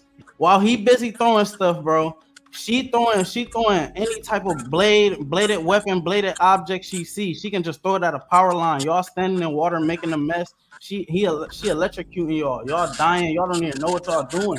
Y'all thinking y'all got us on lock, bro. Major force made out of a special metallic alloy. A special metallic alloy that is capable of literally being equal to Captain Atom. So it's like, bro, all that, you see how she don't need to have a floor beneath her. So the trimmer, her going in the air, she's fine, bro. All that is cool. This is what I meant when I said his skin type. It literally absorbs the forces. Zoom in, bro. You cut through. Hold on, look. Major force is covered in a metallic alloy that grants him enhanced endurance, much like superhero Captain Atom. What's the time? You got 3 minutes and 35 seconds.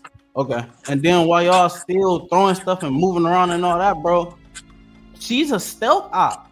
She coming through the cuts. Y'all making a mess, losing track of her because she's faster than y'all. So not only is she capable of throwing objects, not only is she capable of interrupting y'all attacks and completely nullifying y'all, she can attack both y'all with massive attacks. Go ahead, Reed. Pull up 16, Khan. Again, I like that they mentioned we were in a junkyard. Scott is capable of doing something called missile throw, which means he can throw things at the speed a missile moves. Note the scan under this one, I think. Should be right under this one. It's X strike. It's the X strike scan. Scott is an expert strategist capable of working well with his teammates.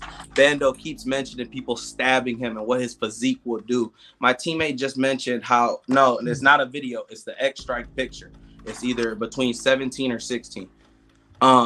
He mentioned how his character can move. Here, again, look, mincemeated a man in a single strike, but this is team coordinated attack. Katana is fast enough to keep up with Scott. They could do this to TJ and Bando at the same time, and there's nothing they could do to stop it. He talks about the whips. Your whips will be cut off, his arms, cut to nubs by swords. Because unlike the opponents you're fighting, we're not pushing in hand to hand. We have our weapons. We can block the little projectiles you throw. We can throw projectiles back. Scott is capable of catching things and throwing them back faster than what he caught them at. So it's a speed increase. Okay. So after this scan, pull up scan 11. It should be the one with normal Scott fight. And again, team coordinated player. If we're having trouble getting close to you, quote unquote, like you guys are saying, all I can do is grab Katana, throw her to you faster than you can even keep up with. And boom, you're done. She can speed blitz you, slash off the head. We'll use the junkyard to our advantage. Again, Katana's a ninja. Neither one of you could take me down, so I could 1v1 y'all while Katana sneaks around and finishes both of you. Because you have nothing saying that you could take her down or stop her. Stealth. You have nothing said for your We speed. have plenty of cars around us. We're breaking glass out of windows, throwing it at the speed of a missile. You can't keep up with that. You can barely keep up with faster than the eye can see. You don't have the durability to tank our strikes. You couldn't keep up with a cloudbuster. So it becomes a matter of what will you do to us? Yeah, you could whip your arms around, but what happens when I cut your arm off? I don't care about people with joints. There's no arm anymore. And hair sticks with lethal. So anything Katana gets her hands on while we're in this junkyard can become a weapon. Anything. My hair sticks will pierce them. My earrings, sharp as daggers, will again surrounded by glass. What do you do when we throw things back faster than you can see them? When we're using our surroundings to electrocute you, things like wires, fuse boxes, all types of shit. All the stuff in the junkyard. The junkyard dog. I run you right into him and make them bite you. What do you I'm talking about we using smoke screens. She will create a smoke screen herself just to get past her opponent. Literally, it don't matter where. Let's talk about what will TJ do. They kept mentioning TJ up close. Both of us will batter TJ up close. Look how she throws it into a fuse box and creates an explosion using our surroundings.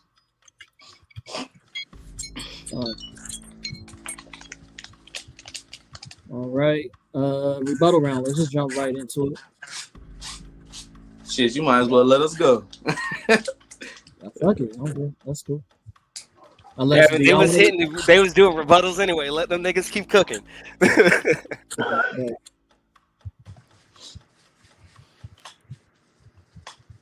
3 minutes, and y'all let me know the scan before I get started.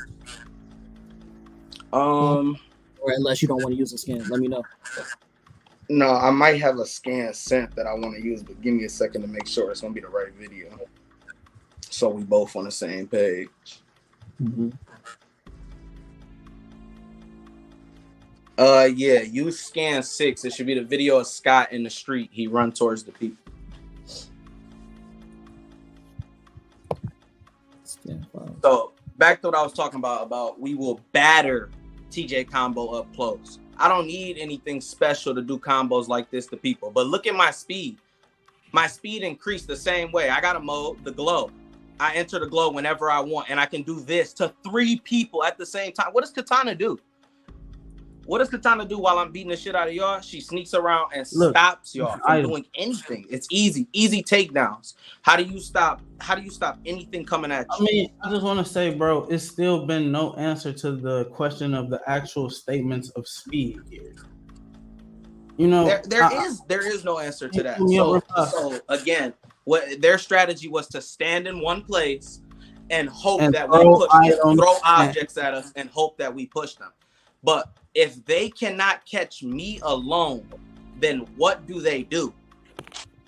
What happens when we separate y'all? Because again, y'all don't have weapons. Bando, how do you block the Cloudbuster? How do you block the Oxtail Sabers? Because that's 2 swords. He can afford to throw a sword at you faster than you can see, or redeflect one of the rocks you threw at him, one of the pieces of glass you threw at him faster than you can see back.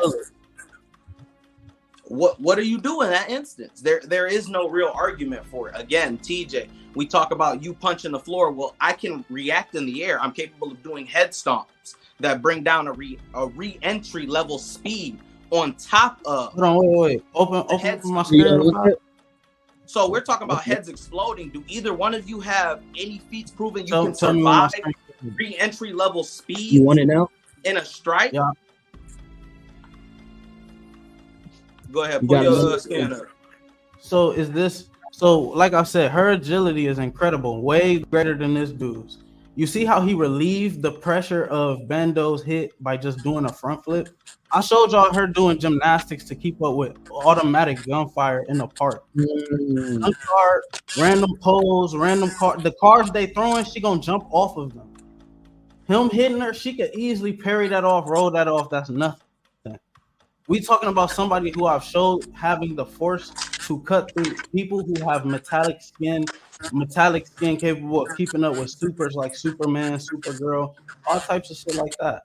So it's like, as well as it being that, here's another display of her taking on 2 gigantic opponents, taking a blast head on. Like, it's bro, you don't have the hitting power. Once again, he has the stamina to fight multiple outnumbered ratioed opponents for hours. They can't keep up with that.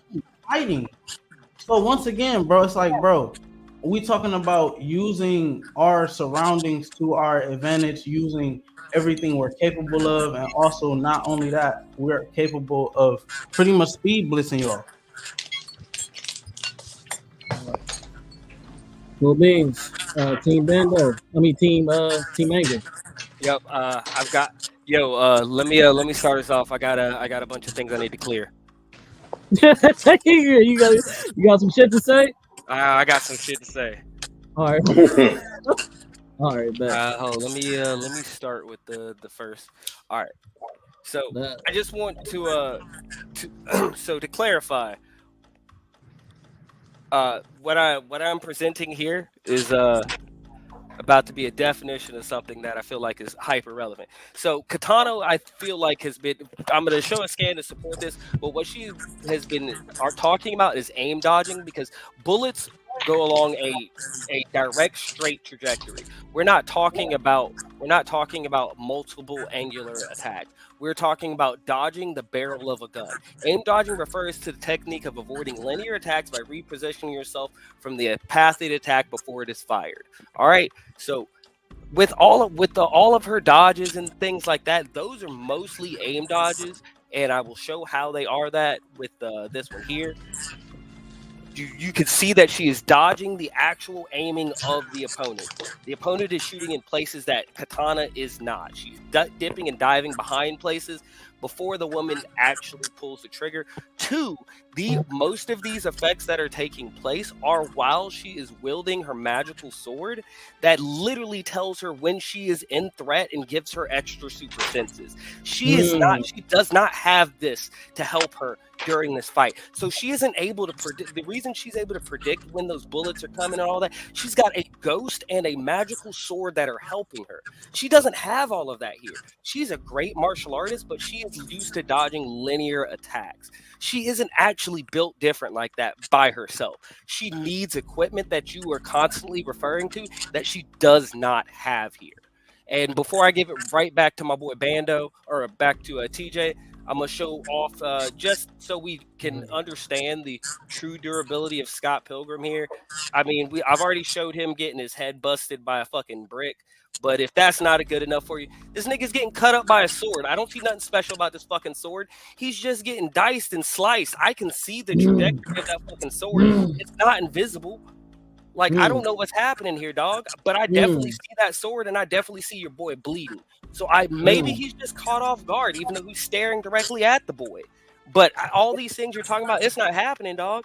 I see this sword. It says stab. You can see this clearly, and it is cutting your boy up. So I don't know where this extra durability and all this craziness is coming from. But he's not dodging attacks that can clearly be seen. He is clearly being damaged by them. And I am producing attacks that are clearly unseen. TJ, do what you got to do, my boy. Also, let's talk about Katana disappearing and using all her stealth skills and all that. Also, Fulgore has built-in camouflage tech. They actually proved that his tech is similar to Predator. So you see how Predator could disappear, Fulgore could do the same thing, and TJ has still taken him and known where he is at. Fulgore also has laser beams, laser eyes like Cyclops. So TJ has been proven to dodge laser beams.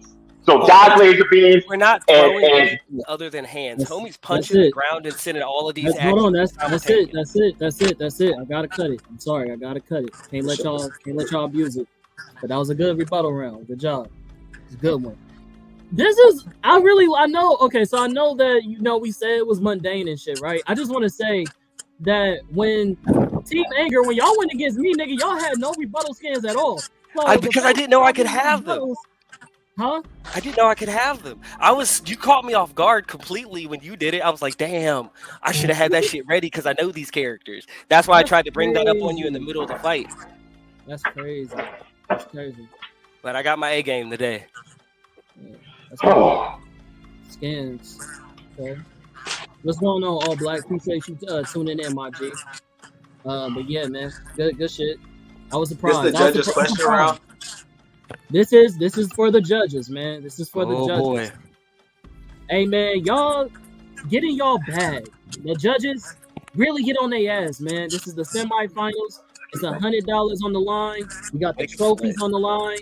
I want y'all to really be real harsh, as harsh as possible. Like, I'm getting don't an let ass. nobody slide. You feel me? I'm getting an ass. All right, pause. All right, we're gonna go ahead. Sorry, wrong one. Cross-examination. This is for the judges. Each judge gets to ask a question to each team to help them sway on what they believe they need in order to vote for that team. Who would like to go first? I have one question before we all start. Correct. How long is this round? It's as fast as y'all can answer.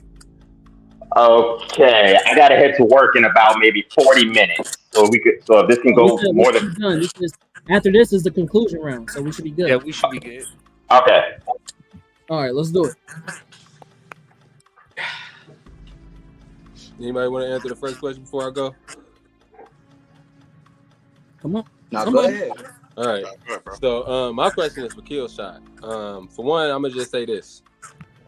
I really had some really decent rounds. I really fucked with y'all introduction. But one thing I am dying to see from y'all is the answer to Bando and TJ Combo's punching power.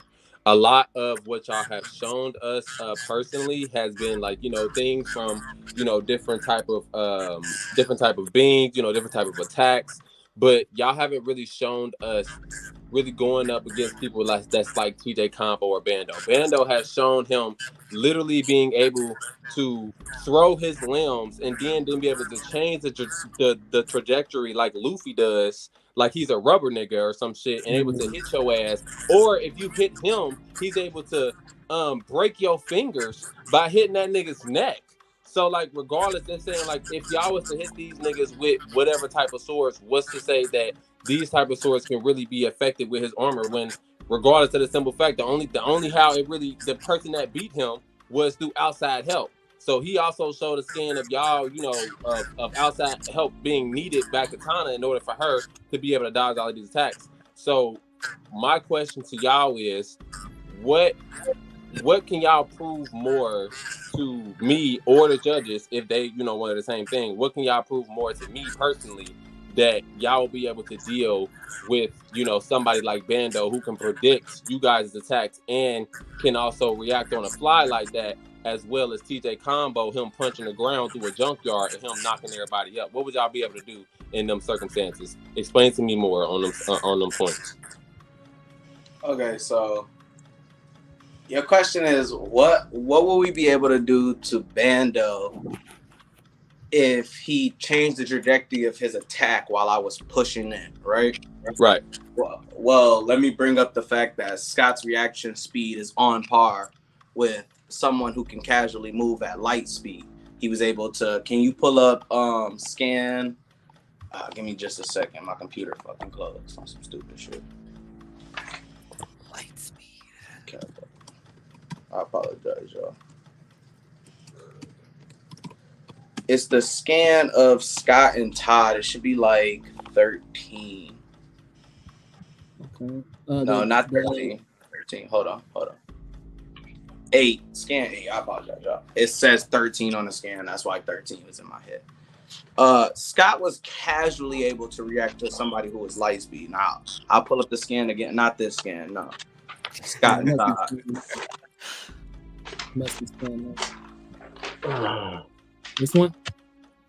It's not a video. It's a picture. Oh, Of Scott and Todd. It's a picture of Scott being held up by Todd. It's under that picture that you just posted, the one of him uppercut. It should be. Okay. No. This nigga. But this is Scott versus Todd right there. This picture right here. Okay. This is Scott casually reacting to and getting the jump on someone who can move at light speed. Nigga. And so pull up scan 18.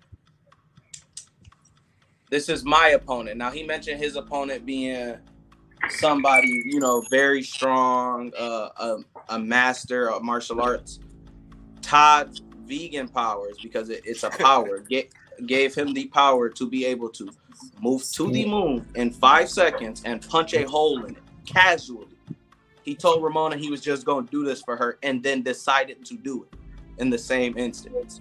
So these are the people Scott goes up against. Can we pull up again? Scan 12. It should be Scott versus the giant robot. These are the type of things Scott faces. So he brought up a scan basically showing like Scott fighting Gideon. Again, I explained what Gideon was, like the Batman of his verse. But in that fight, he leaves out the context that Scott isn't paying Gideon too much attention because he's talking to Ramona. He's weak when Ramona is around. That's not something that's going to be a problem in this matchup for him. So he won't falter and he'll be on point while fighting Bando. This is him, like I said, casually dodging missiles and fighting a giant robot. This is not something Bando could recreate with just his normal hand. This is not something TJ Combo could recreate with a punch to the ground. Again, I explained Scott is capable of air checking. So if TJ Combo was to punch the ground, because that was another scenario you brought up, I would be able to air counter easily. If I jumped in the air, I could come down at 17,000 245 miles per hour and slam on top of TJ Combo's head with a re-entry level head stomp. So what does he do then? You know what I'm saying? Will be my question for you. Okay. Like I'm master of air juggling also. I'm gonna let you go Ken. Hey, y'all gotta wrap it up a little faster because he gotta go to work. So let's try to. What's up? What's up? Just put me up real fast. Let me know when I'm up. Okay. So he talks about you pretty much asked what could you do as far as the strength. Well, I showed me being able to basically stop attacks from Zod. So let me also explain how she's a master of the coil sword, which is a sword that basically has a 360-degree multi-layer attack range, which can basically land and strike anywhere, wrap its opponents up real snake-like, and it's a blade. So if she's mastered that, as I said, she's mastered trajectory. She won't have no problem stopping them. I told you, once again, she's strong enough to stop metas. She hit this man and made him drop Geoforce. She literally just chopped you on the neck one time.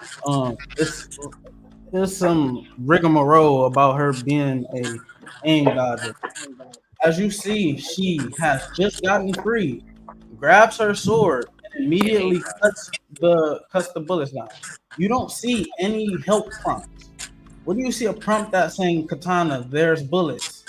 There is no help. You know what I'm saying? So even this, when she got her body traded out, somebody stole her body, stole her sword using magical means. She had to go through with Lady Cobra's body and pretty much use a random sword, and she pretty much stopped a plasma beam from Halo. Just redirected it. So like I said, and as you can see here, here's the damage, what it did to metal. So it's not just no play. So like all that stuff y'all talking about, bro, she's still gonna cut through it. Like I said, all the same, she's 100% been stated to be too quick to get shot by a bullet, by anything like of that nature.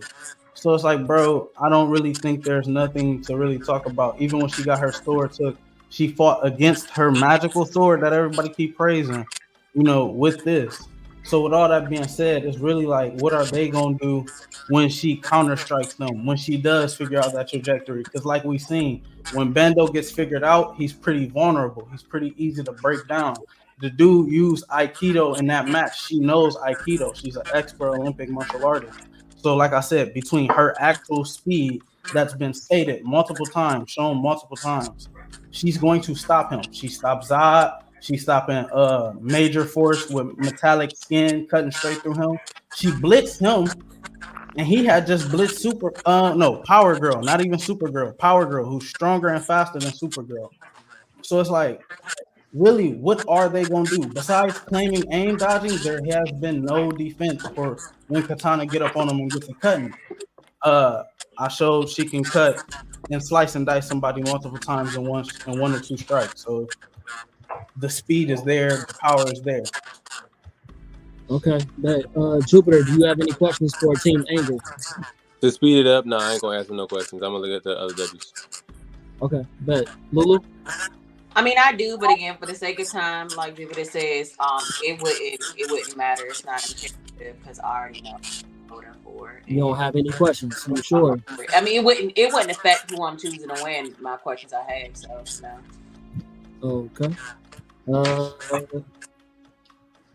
Okay. All right, Mike. I guess I can just ask this real quick for both teams, and I'll try to, I guess, pick people I want to talk about. Man's look over. I want to do, huh? Oh, your screen was just frozen, like you were just over it. Like damn, like you didn't want to. Oh no, it probably just froze. It just right reception. No, you good. I was gonna say for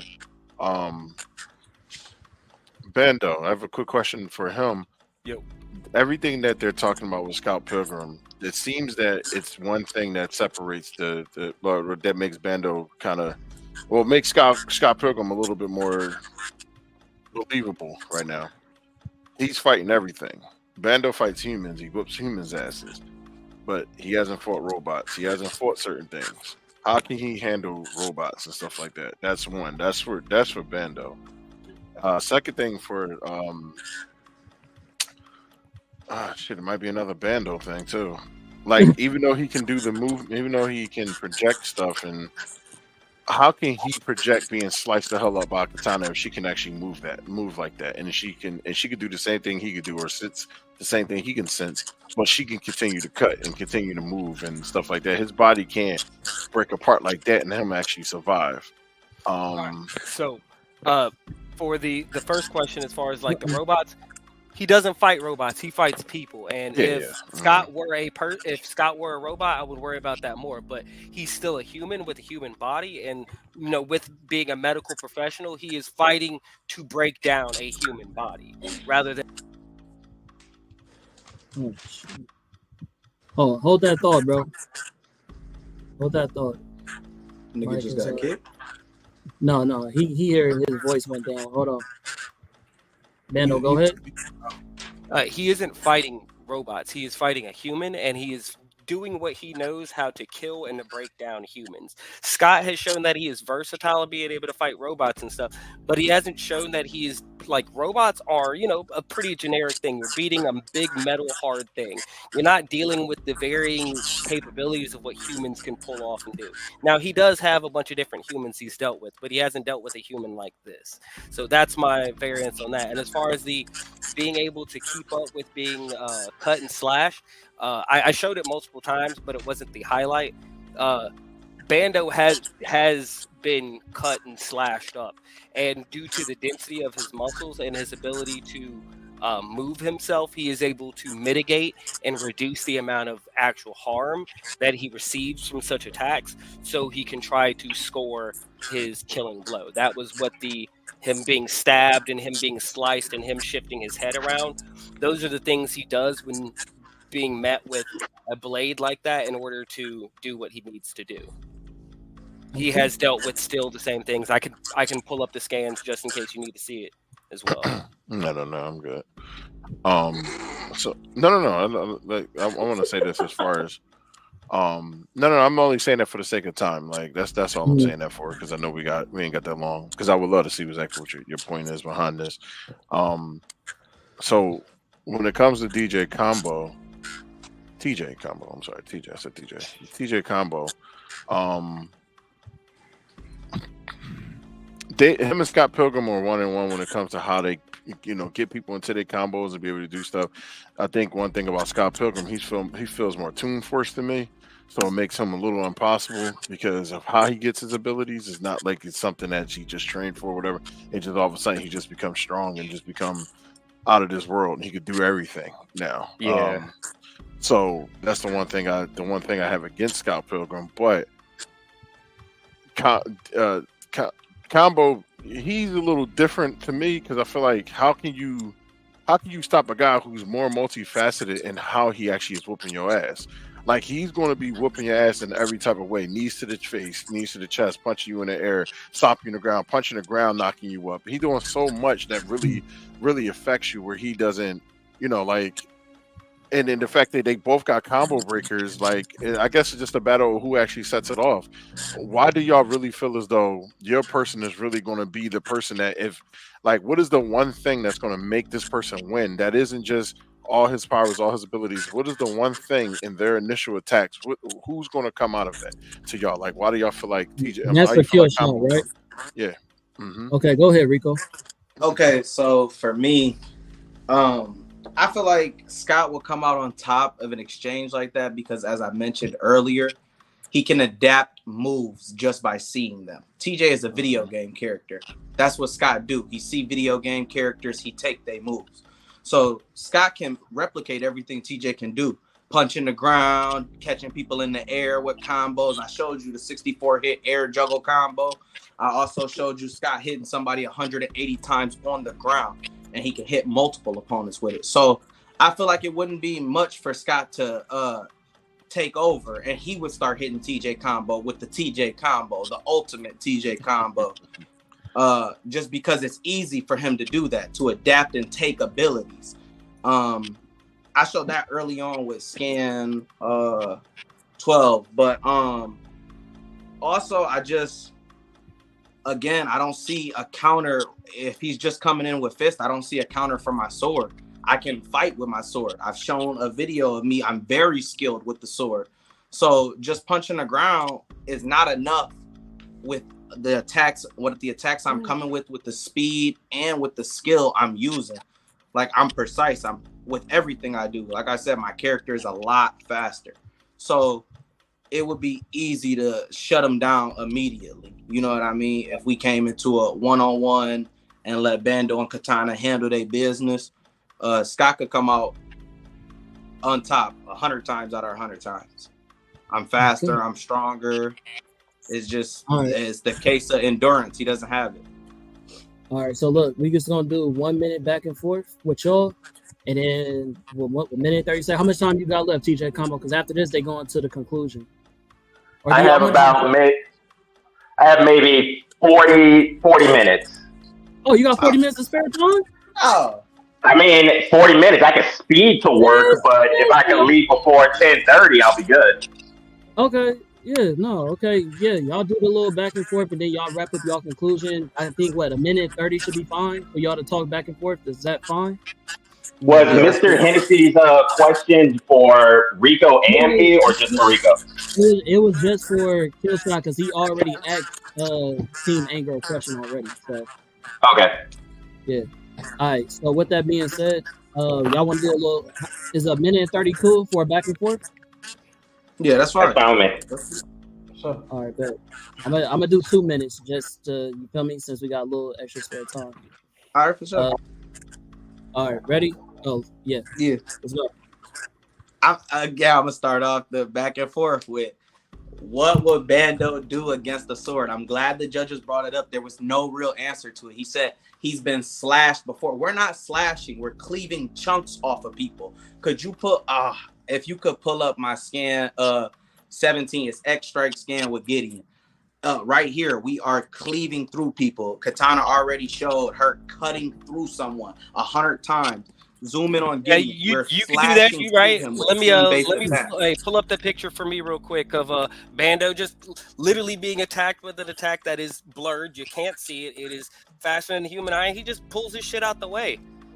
You slashing and cleaving, and he's like, let me turtle my shit real quick. And if you're like, I think you forgot I have a 6'2" sword. Look at the space. Look at the space he dodges with. My sword is 6'2". He won't have that same distance, that same space. He's cleaving right there. He's cut right in half. I got the Cloud Buster. You forgot about that. My sword is 6 foot long. I did. You point where you aim it, and niggas just not taking that shit. He's gonna be moving. You could do that attack 1,000 times. He's gonna take it and be hitting to pieces 1,000 times. On top of that, I've already shown your character's Katana throws her sword at you. Your speed and strength are variable. You 1 second say you can survive falling through orb. But hold on. I have the feats to back it up. He survived falling from space. And then I have the feats to back it up that a brick to the head knocked you out, or a sword makes you bleed. You know how powerful.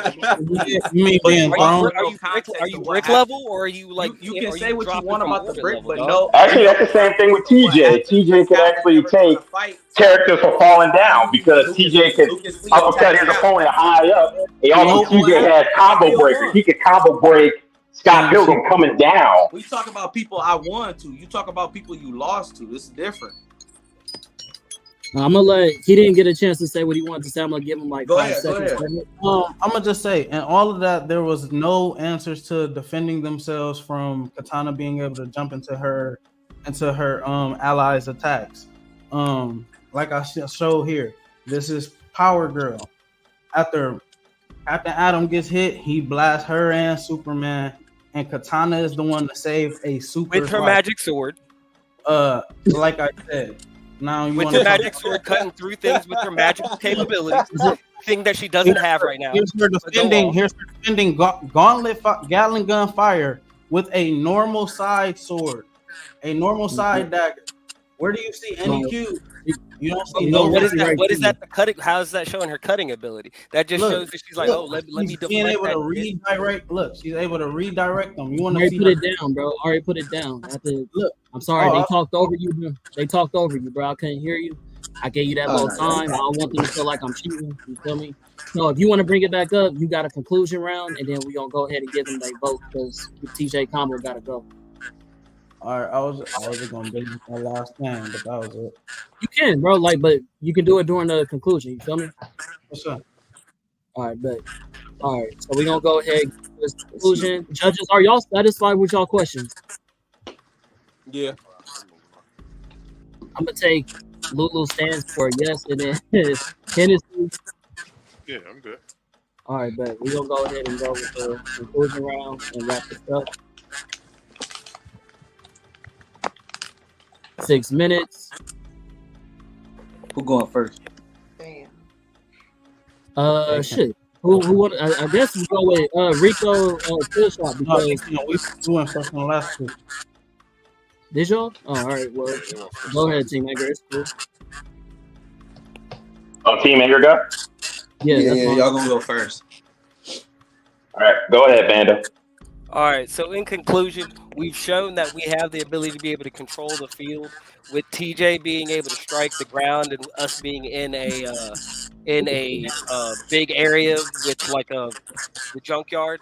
He isn't throwing stuff. He is causing a cascade of metal and everything else around him to come flying in because he's just punching the ground. He's causing basic earthquakes to make a problem. So we show that we have the ability to control the environment, to be able to negate people being able to try to stealth, to be able to blitz in on us. We've shown the ability to be able to control the range. We've shown the ability to be able to work in tandem with each other, and just basically TJ being able to take most of what the opponents can throw at him, and Bando having the intelligence and foresight to be able to keep up with most of what they've been able to do. And any of the things that are exemplary that he may not be able to keep up with have been shown to either be some tune force, so it's not always the thing that it is, or it's been the byproduct of a magical sword that isn't currently available in this fight. What you got, TJ?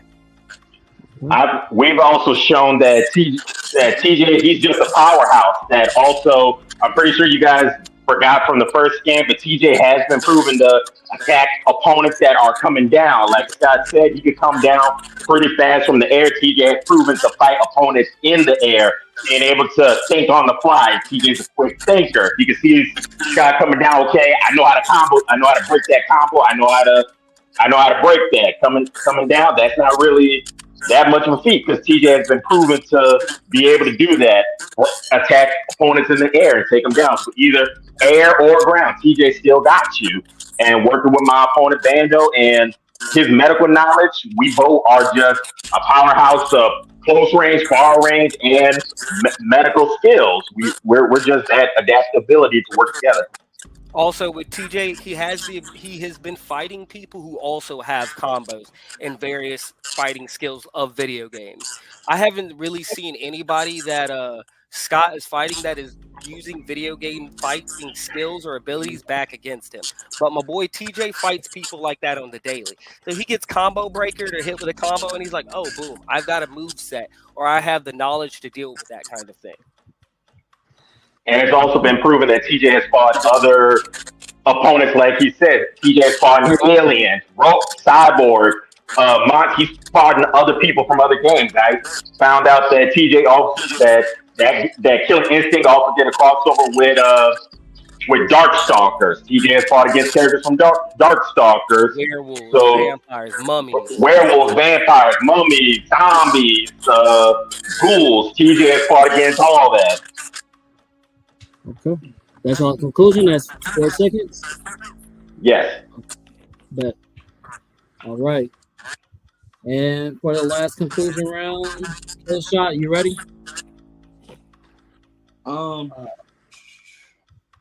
Yeah, let me go first, Ken, and I'm gonna let you cook.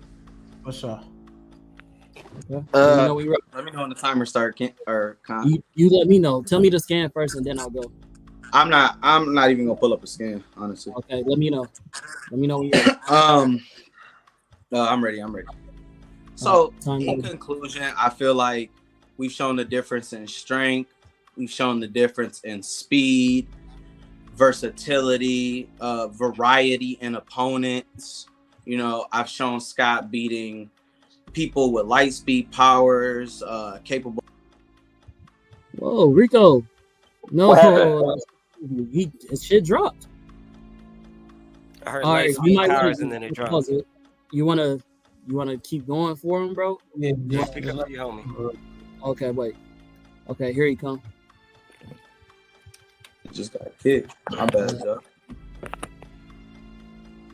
Hold on. It's this little complication little thing. Hold on. And, You ready? I'm gonna read. All right, I'm gonna redo it because I'm next. My bad, man. I don't know what the fuck happened. My shit just got All kicked. right, y'all ready? Y'all ready? Yeah. Yeah. All right, go ahead. Still in what I was saying, or Yeah. oh shit, my bad. Your stuff is shown, by the way, Ken. I don't know if you wanted to, but go ahead. This No, shit can yeah. stay up there. I already showed a variety of what my character can do, and this space, me and Katana together are too good of teamwork against our opponents. The shit that Bando brings to the table is not enough to stop us. He keeps mentioning breaking things. We're slashing through him. We're cutting through him, cleaving through that. It's easy. The skill and the level that we are bringing to the table is just something I have not seen from my opponents, even though they mentioned it, being able to compete with. Our speed, again, with just throwing objects, we could titter-tatter an opponent, literally pick them apart with throwing objects back and forth, because that's how fast Katana is too. He And keeps not mentioning only her that, but special sword. She was don't have that. She don't need that, especially not against a weak character like Bando, somebody who can't even actually defend against swords. Again, I'm carrying around a 6'2" sword. I'm not running around with a little blade. I'm using this with precision and strength. And like my opponent, or like my teammate will show, the same shit with Katana. Go ahead, Ken. No, it's just like, once again, I want to remind you, deflecting Gatling gun bullets. It's 2 Gatling guns here, and her whole team is behind her. You know, I want to reiterate, her opponent is being able to do things like this. She's able to apply her skill to non-mystical blades. Once again, everybody's talking about combo. Are we not realizing how many times you have to cut a person to turn them into this many slices, to turn them into this small of a pile, and what looked to have been 4 strikes? So we're talking about hundreds of slashes per animation. You talking about creating a crater in the ground, bro? We'll create a fire and put you in it. This is her being able to use her surroundings on opponents. Y'all have still not come up with answers for how y'all gonna defend against y'all actual environment that's around y'all. I've shown plenty of times that she'll throw her sword through a fuse box to create an explosion. She are literally capable of, with a normal act, without her magical sword, when it was getting reforged, she just was able to cleave through a tree. This is an axe in her hand.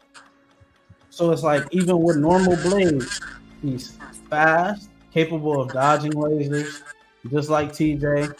She's agile, so literally, she didn't even need to hit the bottom. She just got herself. She started getting herself back up. Let him fall.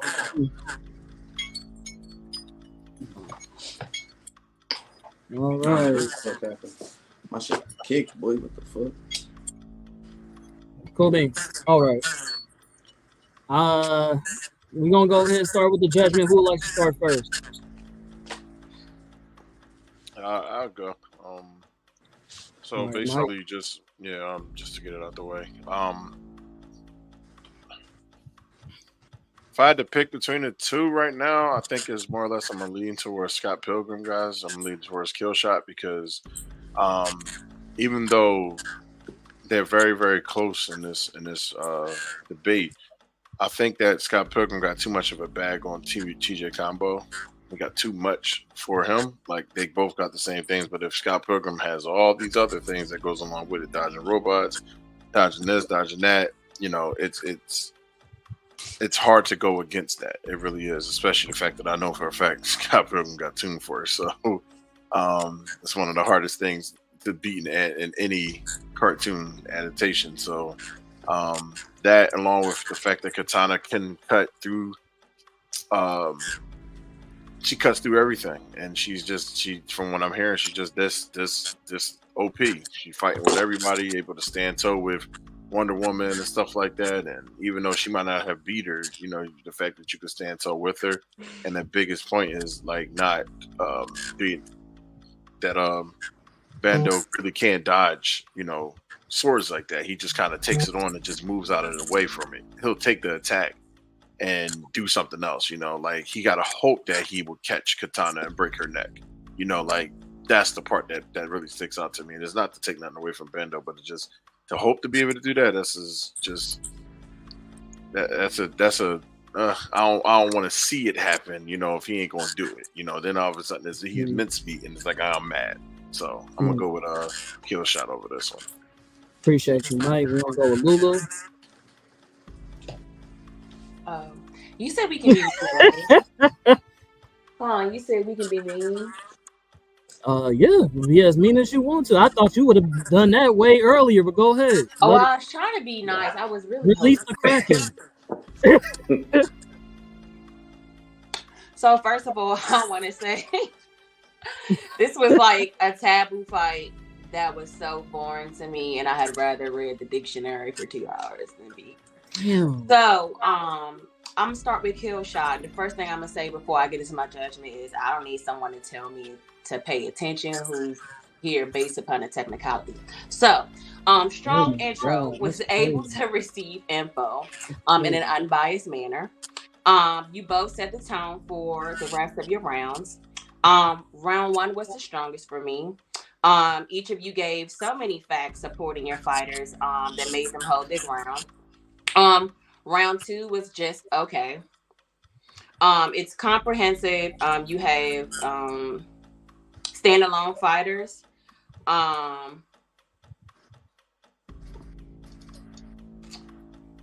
No, okay, I'm not gonna say that. This in round two, you gave the best rebuttal for me. I enjoy you guys complimenting each other as a team to show what you can do to defeat your opponent. Overall, it was just okay. It appears KILLSHOT held the team down overall. I would have loved to see Katana shine more. For anger, the intro was cool. You gave more info, which is appreciated versus week 3. Round 1 was weak to me, including the rebuttal. Would have loved to hear more facts that were specific to the opponent's villains and or common threats that would work in your favor. Round 2 and 3 weren't any better, but you showed major improvement from week 3 with your rebuttals for those rounds.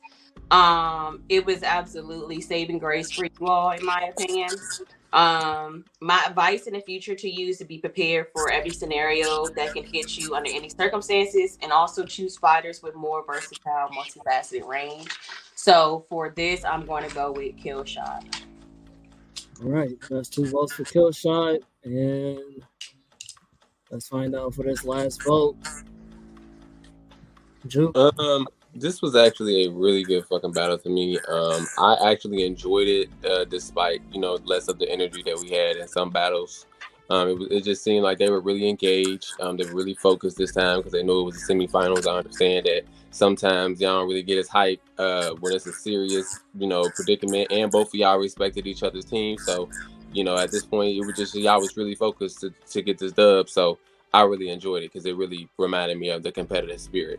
Now on to the voting point. In my first round, I actually couldn't decide. Like it was so close to me personally, just because of how focused they was and how good they explained. Even though I have watched both teams before, me judging, and they were great.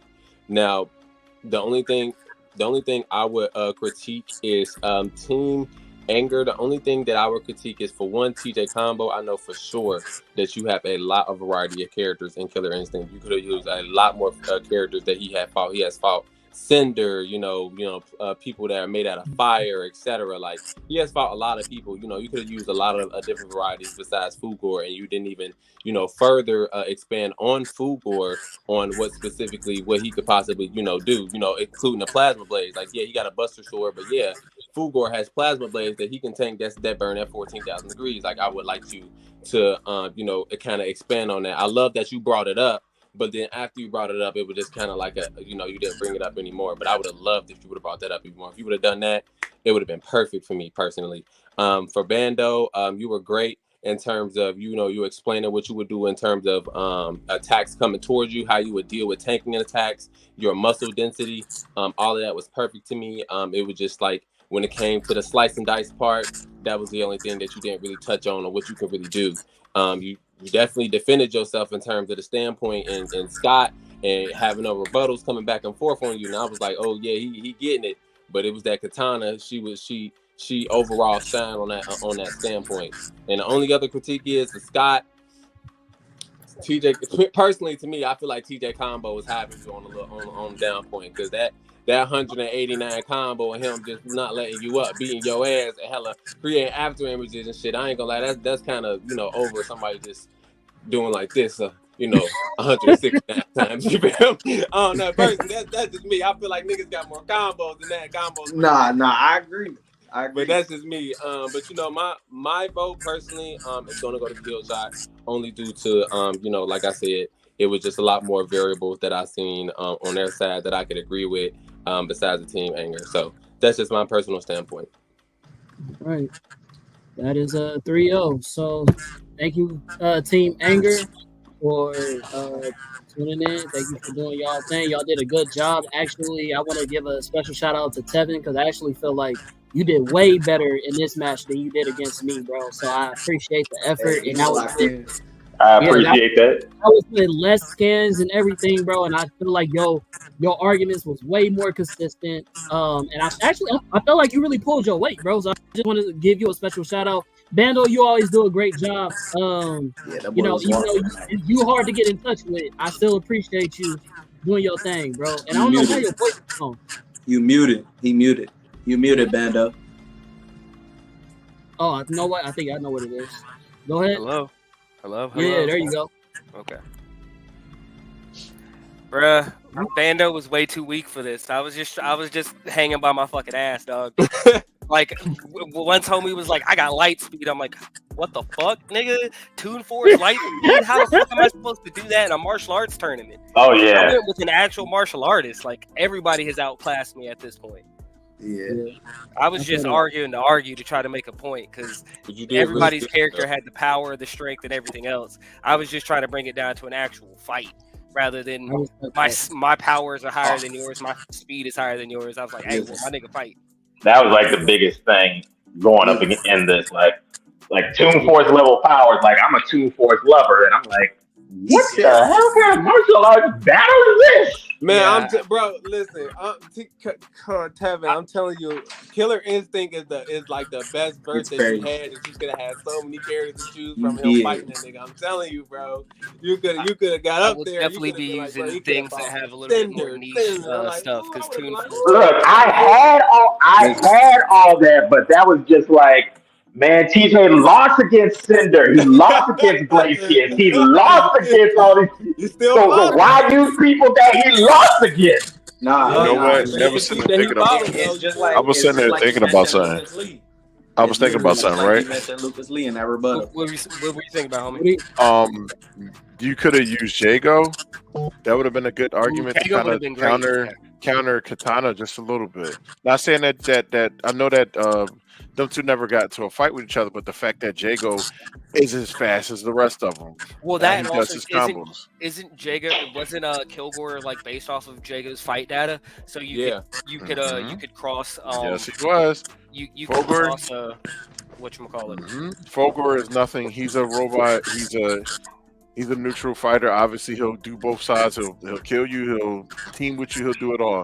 But the fact that you didn't use Jago is like I was waiting for that. That's probably one of the. I don't know if Lulu was thinking the same thing I was thinking. Like using other people, Jago would have been a perfect person to say, okay, he does have somebody on his team that fights just probably as fast as you do, if not faster. And she agreed and said that the nigga is like one of the best, is the best fighter that she ever fought. You feel me? And she's a top tier fighter. So yeah. And then when he said Wonder Woman, you could have argued that Maya was on the same level as Wonder Woman because Maya is considered. I did say that. I said Maya is an Amazon princess. She is similar to Wonder Woman. On Maya, but you didn't argue that. You didn't argue the Wonder Woman point of Maya. That's what I'm saying. You know that he argued that she was an Amazonian goddess. You only argued that she was an Amazonian queen by but she has mystical powers that she was fighting TJ Combo with. So that's what I'm saying. Like you could have touched on her a little bit more. You know when it came up with that Wonder Woman counter too. Juke, hold on for a second. Hey, Lulu, if you want to go, you can go. This is the end of the show. I appreciate you tuning in. Anybody want to go, y'all can go. I appreciate y'all doing y'all thing. Have a good night. All right. Ain't gonna waste no time. So I do have a question. All right, y'all. For battles like this where we're looking at tier and stuff, like how do we quantify things like hacks? Because like having a character that has like 2 and 4s or reacts to like light speed stuff like that, like that's kind of real hard to. The thing is over. The stream is over now, basically. But y'all misheard. I'm gonna clarify it for y'all so I can explain it to you now better. Y'all misheard how it was. I never said Scott was light speed. No, you said he reacted to Scott reacted to an opponent who was light speed. Meaning and that's his what I'm saying. reaction speed was light speed. But that's what I'm saying. That is a quantification of light speed capability. Not saying you move at that, but somebody who reacts at light speed. I mean, technically, you don't touch but unless they want to be touched. And so in a fight where people are fighting in human capabilities, it's not really like something against you for picking Bando because we had a longer conversation and a bigger group chat about the characters. So I agree. All our characters was different. We chose different multiple characters. Like originally I had Spear and shit like that. So that's why I'm asking, like, how does that quantify? Like, because I'd like to do another one of these. The original stipulations for the tournament are your character just has to fit in 9C. 9C. The speed didn't matter. Y'all should have told me I had the little icons up. Let me take that off. The little overlays and shit. The speed didn't matter. It was supposed to be just as long as your character fit into the 9C category. But I would think like because like me specifically, I tried to pick a character that none of his feats or anything exceeded his tier. Because you mind if I send you that flyer? People like please. Sorry, too many voices at once. I couldn't hear what you said. Go ahead, Cassandra Cain was going to be in this tournament. People that's like literally like you can make real solid arguments. She's touched and stopped on speed state. What happened is the original picks and stuff kind of some of them outweighed others. I don't know if it was in the main group chat, but I was one of the people who were trying to organize and clarify the speed and tiers and shit like that. Because like the original character I was going to use was Luther Strode because he would have actually been 100% viable to fight either one of the like Kingpin. I shouldn't have beat Kingpin.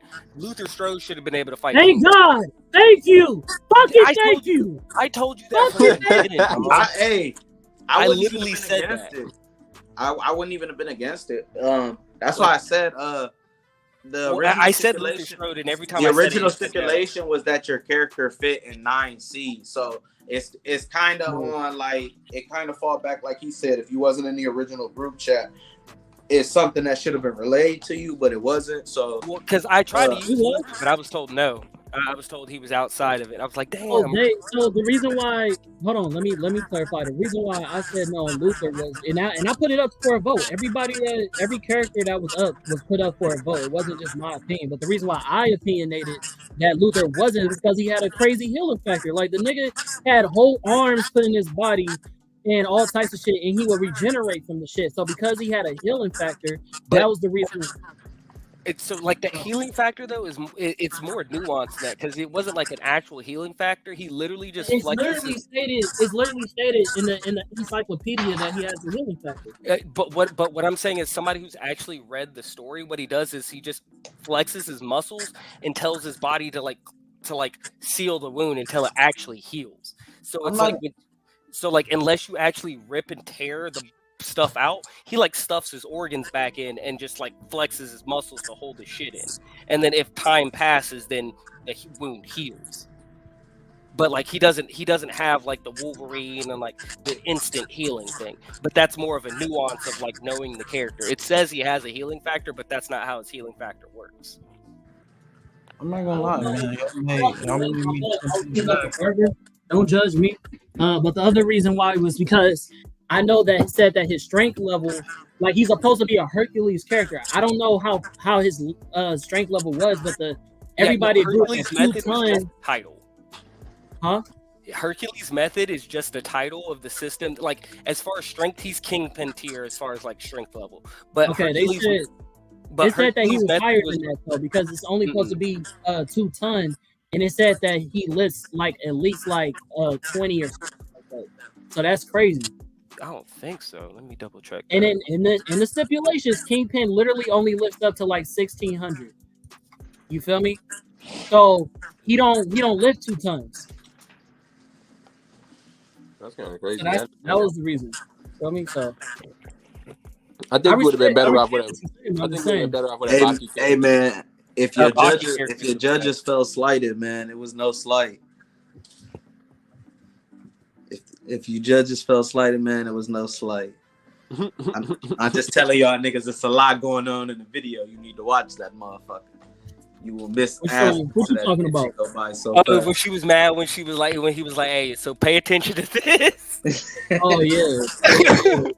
She was tight about this. She was tight the whole time. It seemed like, if I'm being honest, she looked like she was not having a good. I mean, honestly, I bet you it's because she was bored with both our characters. Like I felt like she was bored with our characters last time anyway. Mm-hmm. Like I said, I was arguing out of my ass last session. And personally, I don't really care. I don't to make content. I was told not to be, you know what I'm saying, too rowdy, too crazy. So yeah, I respect that. Thank you, Rico. If it's a problem, not responding in a normal fashion that I know that you would be. I appreciate that. Thank you. That's what I'm saying. If it's a problem for niggas to just be mature and educated, hey, count me out, brother. I respect it. I respect it. That's why I had. Look who in the comments. Your motherfucking opponent, Mr. He Dude. said your opponent. What's happening? Nah, I'm just saying. Like I said, I don't want no judges to feel slighted. I just want y'all to see all the aspects of what's going on in the video. Yeah, that's y'all nigga. That's Snake Eyes right there, nigga. But that's why I said, like, regardless. That's why I said, regardless of how less the energy was the last battles, I respected how professional y'all was in general. Like, I respect my opponents. I respect my opponents. It's different. It's different when you respect your opponents. Whereas in the last match, you know what I'm saying. I ain't gonna say no names, but it was some animosity. It wasn't even no animosity because for animosity you would have to be acknowledging the weird ass shit. All right. It was some like little ass kids, you know what I mean? Like it wasn't worth it, man.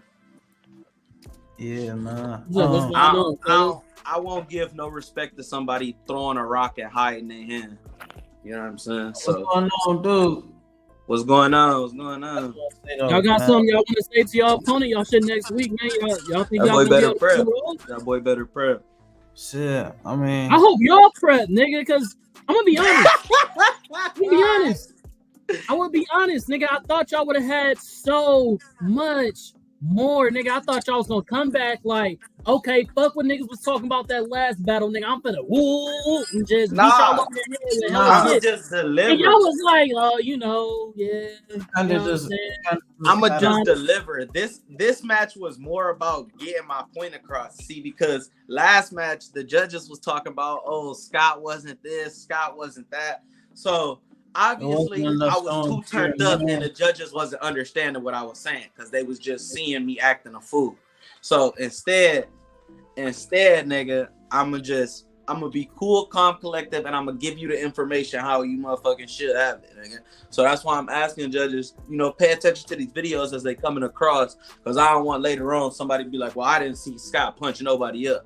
I didn't see Scott do nothing. I didn't see him fight nobody, because I heard a lot of that last, debate. It's judges telling me, the one judge, like, shout out to my boy. You heard Shout what out he to my boy, said. because I knew he was going Before look, he says, boy, Eagle Skull. I don't want Bando to leave in the middle of everything. So I before feel Bando, it. I just want to say, Bando, if you want to participate in the tournament I'm having in January, you are absolutely Fuck your shit. Yeah, Good segue, because nigga. I would love for you to come.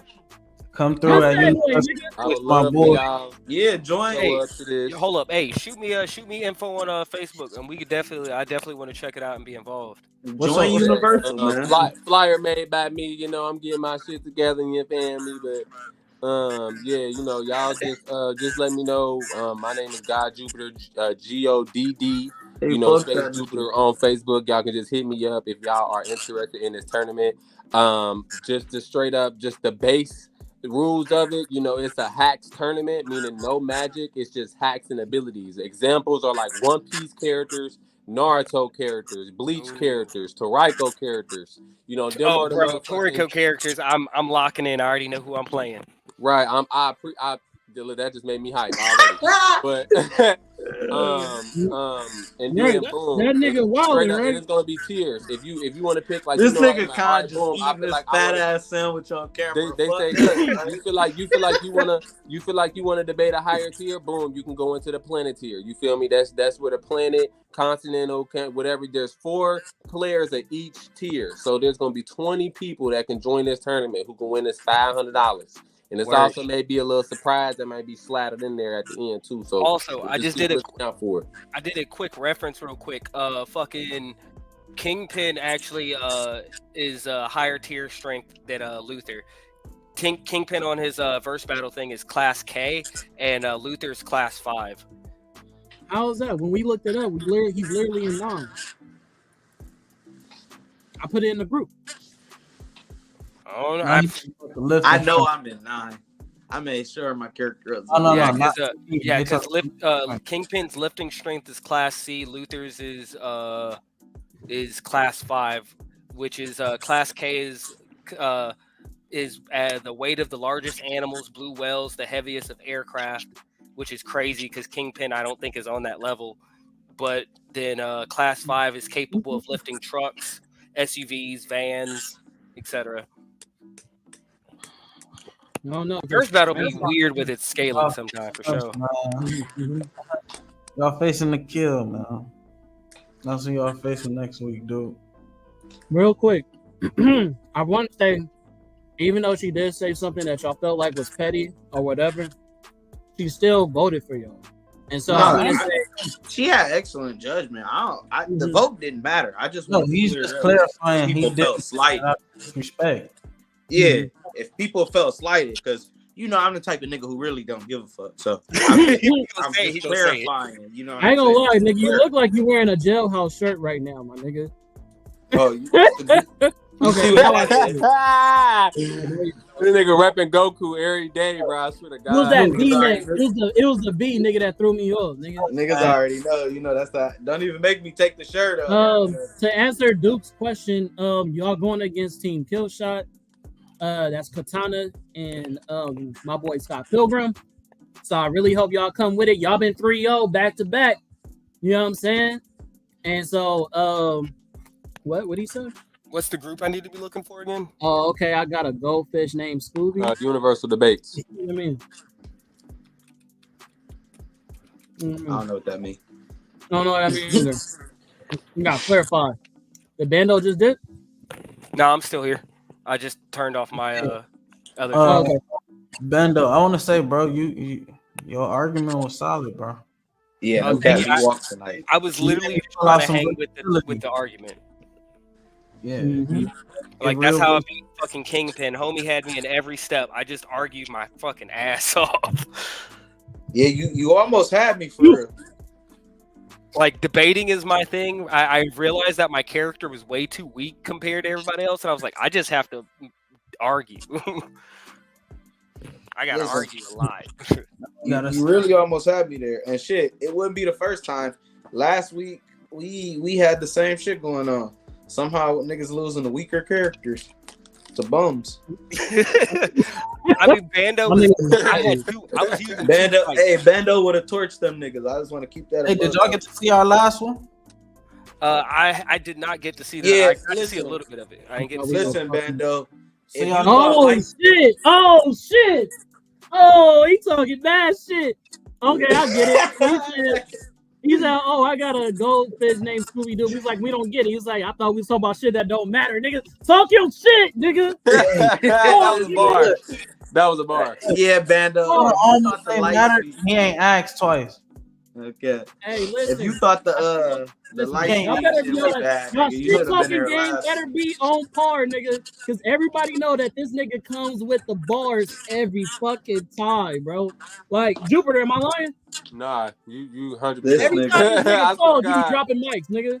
Bro, I swear, bro. That nigga watches rap battle for real. That nigga's in rap battle for real. It's funny that you say that. That's an insider between me and Duke. I like that you said that, but that's an insider between me and him. I'm telling you, bro. That nigga is a rap battler for real, bro. I don't give a fuck. That nigga be spitting bars like he really be in rap Hey, battle. he should have been there last week. He should have been there at the face-off last week too. Yeah, I don't be showing Oh up man, to the face off the is gonna be face-off. fire. He would have got the. Hey yo, Yeah. Big Jerry. Yo, Big Jerry. Yes, sir. That's how you talk to your son. Hey yo, did y'all see the one with did y'all see my nigga Geechee Gotti? His last I battle didn't versus, I didn't watch his last match. it was versus Easy to Block, and he was talking about Remy Ma, and he was like, yeah, he shouted out to her husband. He was just like, "Hey yo, that's how you talk to your bitch." Like I was like, "Oh shit, oh shit, yeah, it's crazy." Hey, nah though, Bando. If you was there last week, nigga, you would have been surprised. Niggas was talking about Godspeed and instantaneous teleportation. Bro, I would have been mad. I'm like, what kind of like I thought this was a ninjutsu martial arts tournament. powers.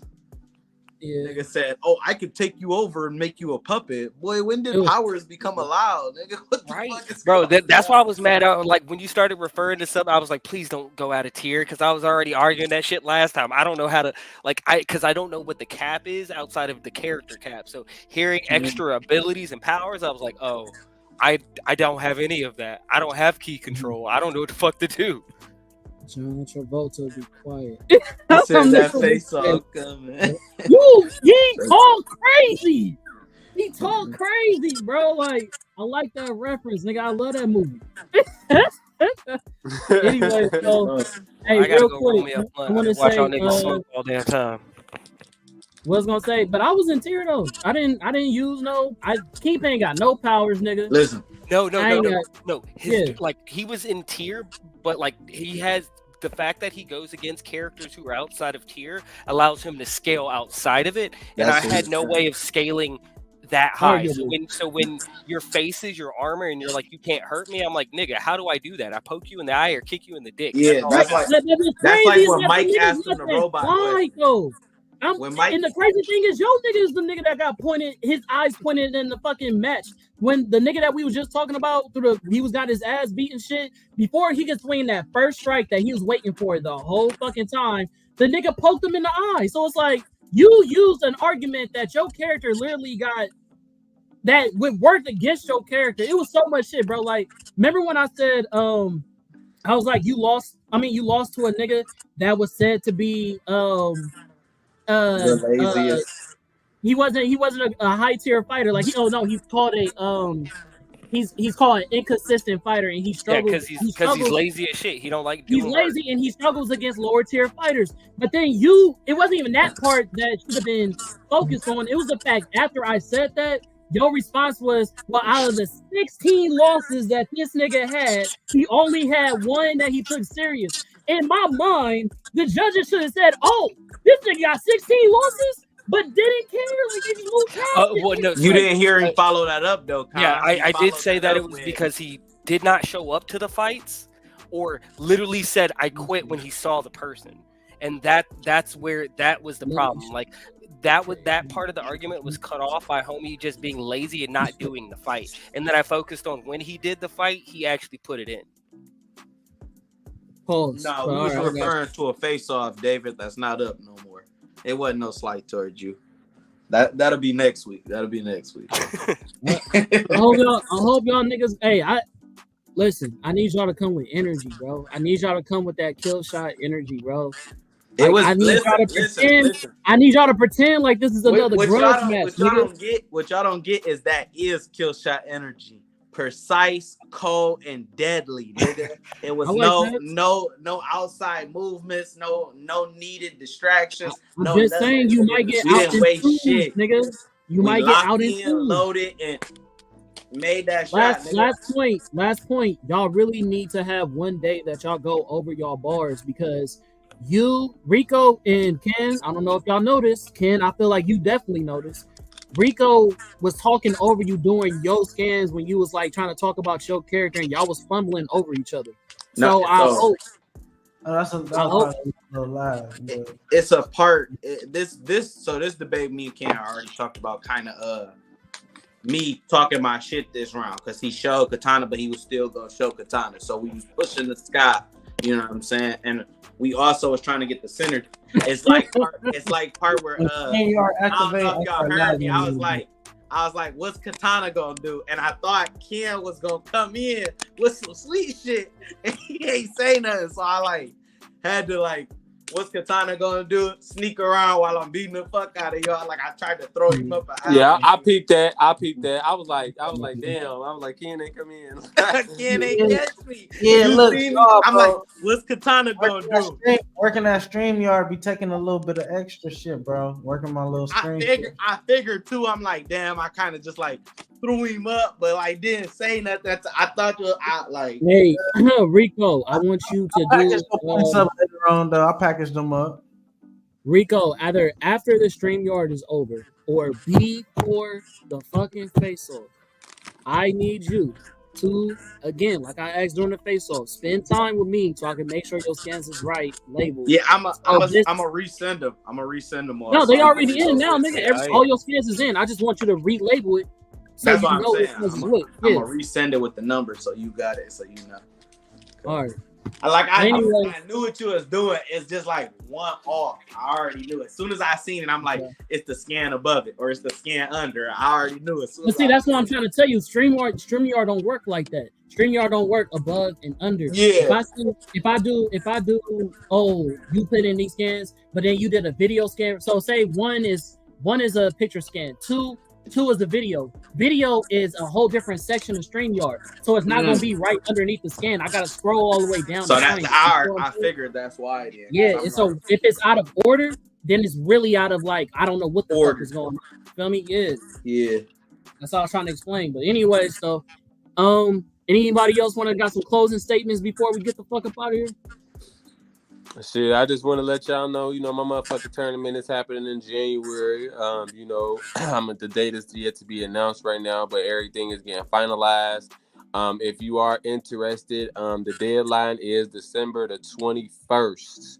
That is when everything is being entered to be entered. So if you are interested, just let me know. Let me know your character. I will send you over the all of the rules and everything like that, and we can go from there. So, my name is God Jupiter. Just hit me up, GODD, and then Jupiter space Jupiter on Facebook, and then let me know if you're interested. That's just me. Go ahead, Ken. Over there, catch us on Universal Debates, man. That's the group, that's the hub, that's the family, man. Universal ACG, man. Man, y'all know where that's at, bro. I'm the founder. Y'all know what's going on, bro. We are the family, just the squad. Shout out to our opponents there this week, man. That was incredible. Shout out to Bando. Shout out to TJ Campbell. Hopefully, Bando come join the squad. You know what I'm saying? Shout out London. He already a member of the squad, so, bro. Hey, shout out the whole family, man. This is a real family production now, so. Yes, sir. Shout out to Universal, nigga. Hey, what's going on, nigga? What's going on with Rico? You got something you want to say? Not much, man. Shout out to Tapping Up Capping for featuring us. Clearing the air with shit going on, niggas backing out. We had to step in and do what needed to be done, type shit. Shout out to Universal. We always backing. You feel me? Shout out to Bust Down's World, nigga. Y'all need to get hip. I'm gonna be putting out some sweatsuits soon for y'all. So I'm gonna get y'all some links. I'm gonna get y'all some ads, man. I'm gonna get y'all some motherfucking shit going together. Just wait, man. This is I was gonna ask this question during y'all face off, but I don't want to forget, so I'm gonna ask real quick before we hop off. How does it feel to come from a loss to come back on a 3-0? How y'all feel about that?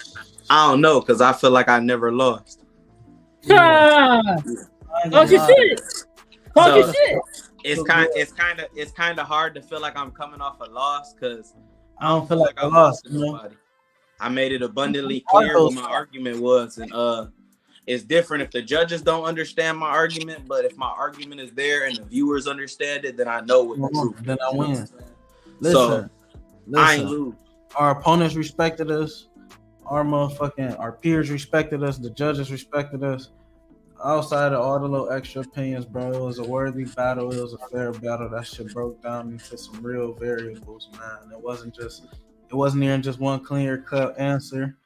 We was the only choice, though. We was the only option, but it wasn't, we had multiple answers for our opponents, bro. I honestly, like my nigga Rick said, I don't feel like you coming off a loss, because who are those guys? They not here. Not amongst the gods, man. All right, respect. Guys, right? They're not up here with us on these mountains. Really? You can't quit and expect me to respect that. You know what I'm saying? So he had plenty of opponents. He let niggas down. He said, "Look, you must already have an L wrote down. You know it's coming." You know it's coming, man. I feel bad. Hey, I love snake guys, man. He gonna be resting with them snakes for sure, man. You said he gonna be resting with them snakes? For sure. For sure. Look. Right. Anyways, man, thank y'all for tapping in with Tap In No Capping. I'm gonna go ahead and play the little outro, which is usually the intro, and then we're gonna get the fuck out of here. Appreciate y'all.